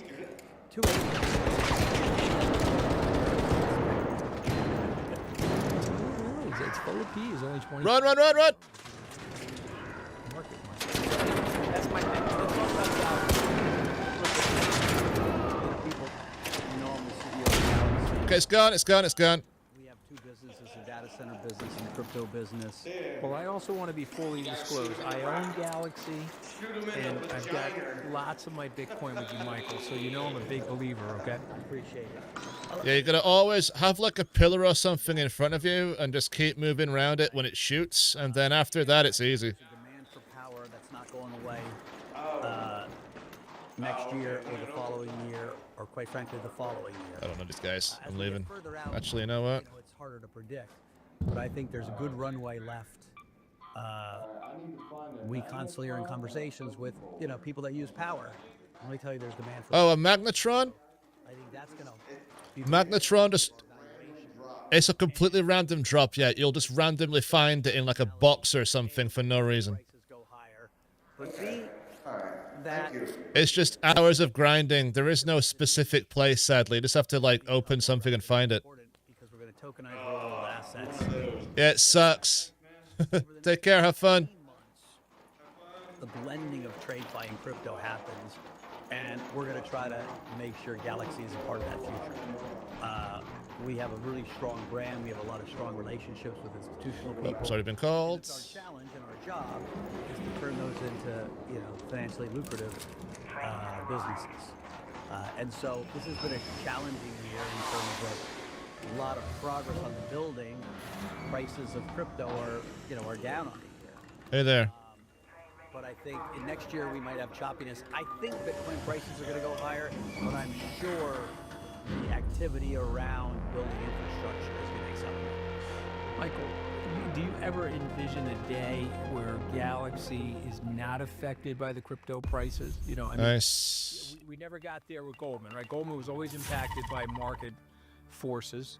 Yeah, listen, I mean, Galaxy, the data center business, you know, is probably equally important or even a little bigger Cycle down from a market too. cap perspective than the crypto business, and it could get substantially so. And so we get asked all the time, will we split them in two at one point? We'll take it as it goes. Right now we're one business. I certainly could see a world in 12 months where there are two businesses because they have different cycles and different capital needs. Put away, put away. The crypto Sell. business itself, I think, is Sell. at least 3 to 4 years away from not being impacted by crypto prices. And that's because all the revenue in the asset management business, in the staking business, in the trading businesses, is some percentage of the underlying asset. And the asset's not in dollars, it's in Bitcoin. So if Bitcoin price falls 30%, your revenue goes 30% off it. Especially in the proof of work where you make money on staking. If it's staking Solana or staking something else. Okay, it's time to get rid of some shit. And so we're just too correlated still to price, even if we held no crypto on our balance sheet, which we do. And so we're a few years away from that. But I think as a whole, even this year, we've been less correlated to price of crypto because of data center. Well, I will go to the next question, but I want you to explain staking to our younger people that may not understand what staking is. All right, sure. So this is I'm not even sure I know what staking is. Description first of blockchains. So what blockchains are, right? Bitcoin was the first blockchain we heard about. Are big databases that instead of being owned by one person, where the one person puts all the inputs in, they are kept up by a community, where different communities put the same data in, look at the data, and then validate that yes, that's the right data, and then they put a big stamp of approval on it. That stamp of approval in Bitcoin, which is a proof of work blockchain, comes from the Bitcoin miners. They mine a new block every 10 minutes.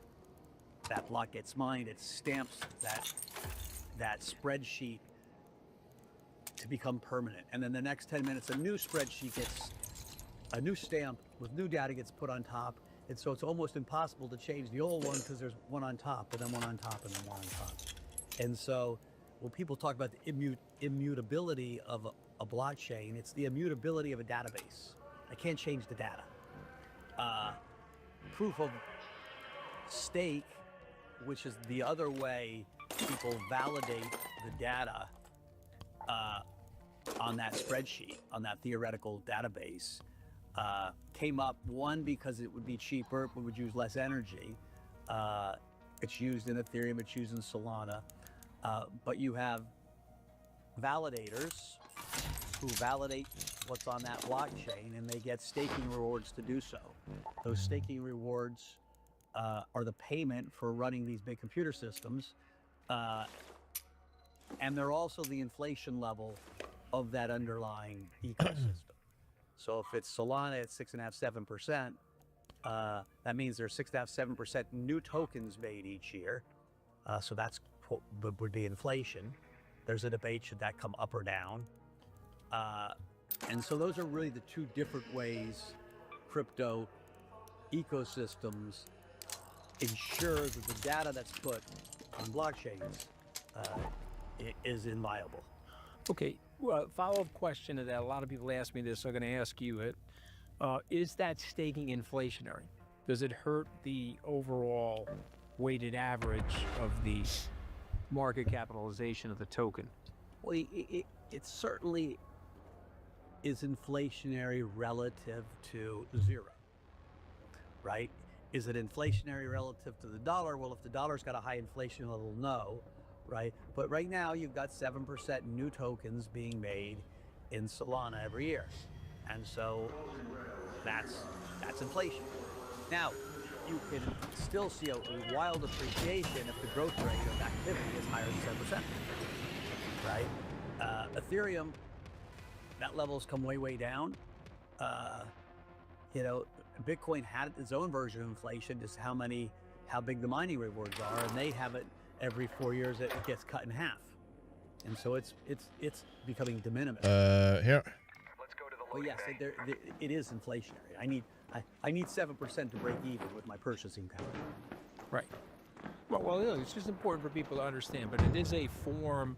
You certainly want to stake your tokens to the extent that you're a long-term holder, because you do participate in it, and so. Okay, that's the way out. I think you're giving away 7%. Exactly, and so on your tokens, it's actually non-inflationary if you're staking, because you'll stay in sync with everybody else.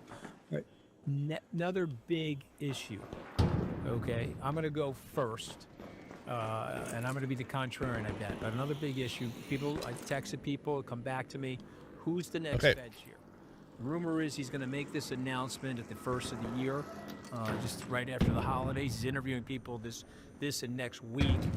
And so I'm going to say Kelsey right now is Hassett at 55, Warsh at 23, Waller at 11. Rick is not on the radar screen, but he's being interviewed this week down in Mar-a-Lago. Of course, you and I know him well. He's the head of fixed income at BlackRock. All right, but I'm going to go first, okay?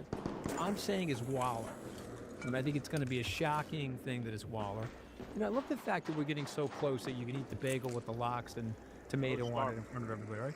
No problem, right? At least you're not wiping it.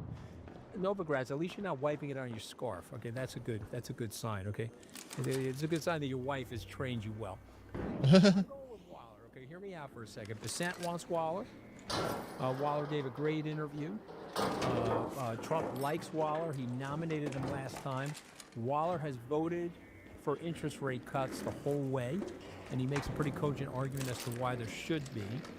But the most important reason why it's going to be Waller is, hear me out for a second, if Waller moves to the chair, it opens up a seat on the Board of Governors for another Trump MAGA nomination.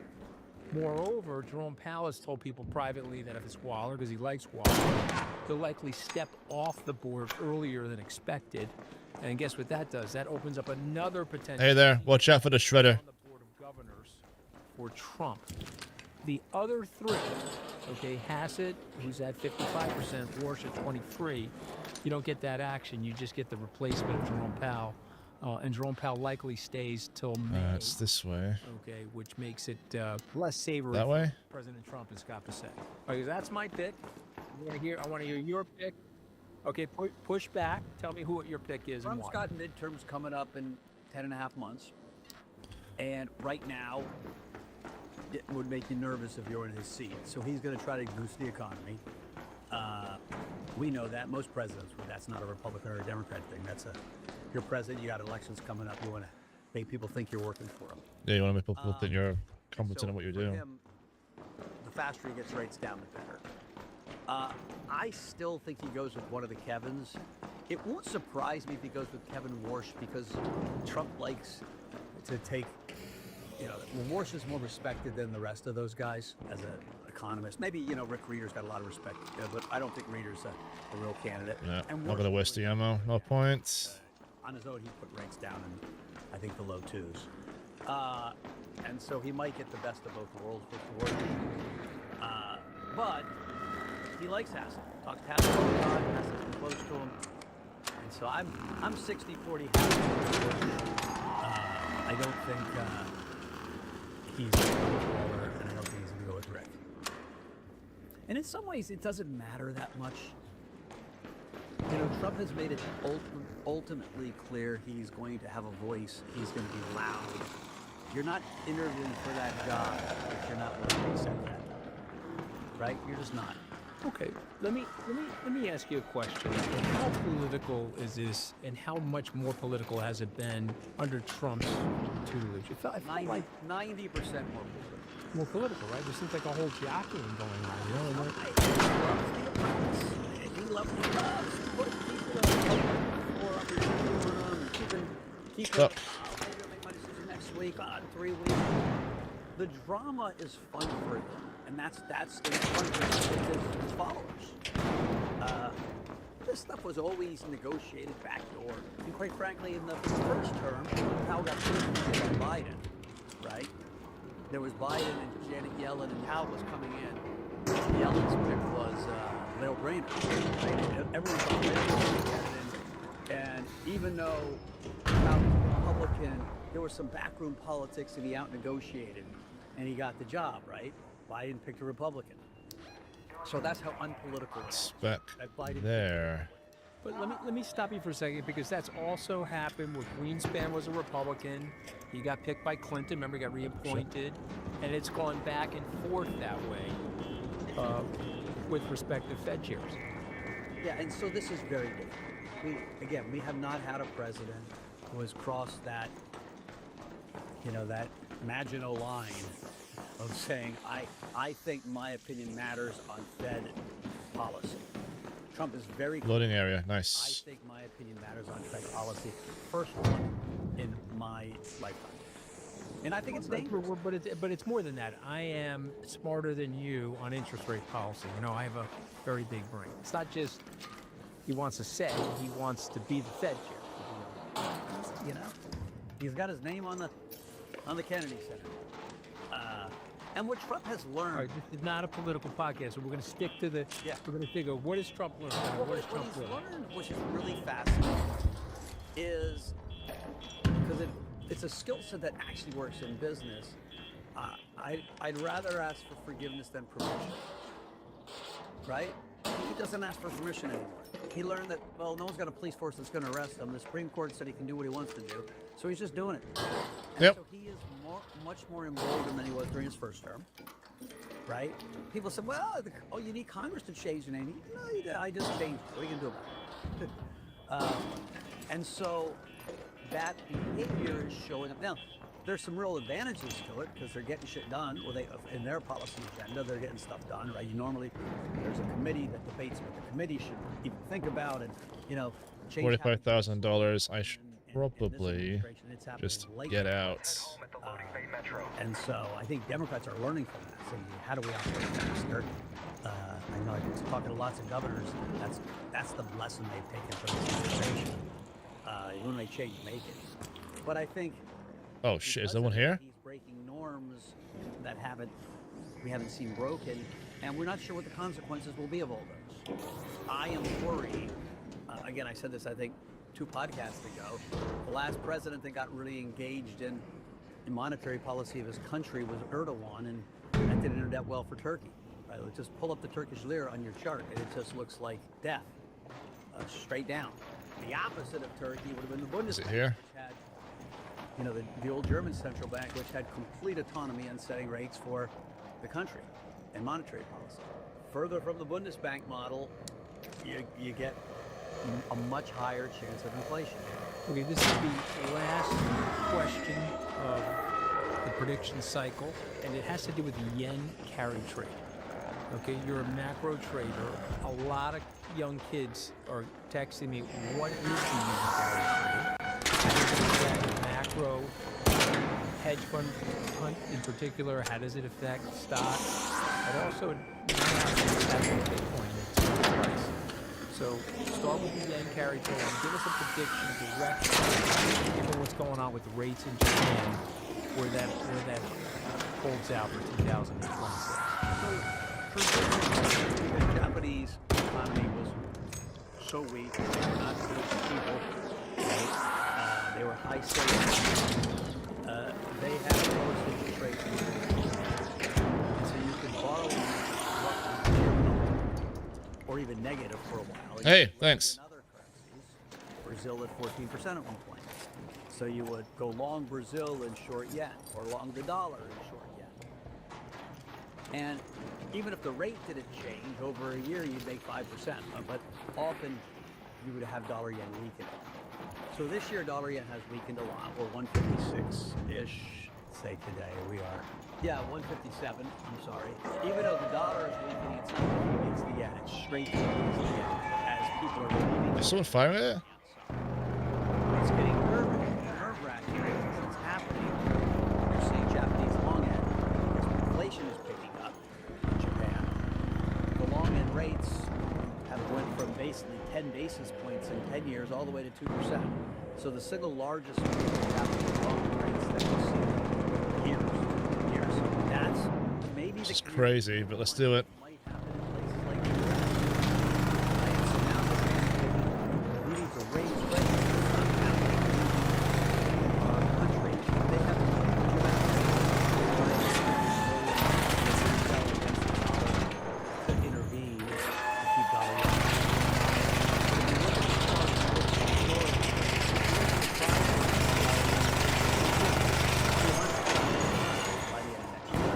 Oh, fuck. So, this is the best currency trade this year that you could have had on.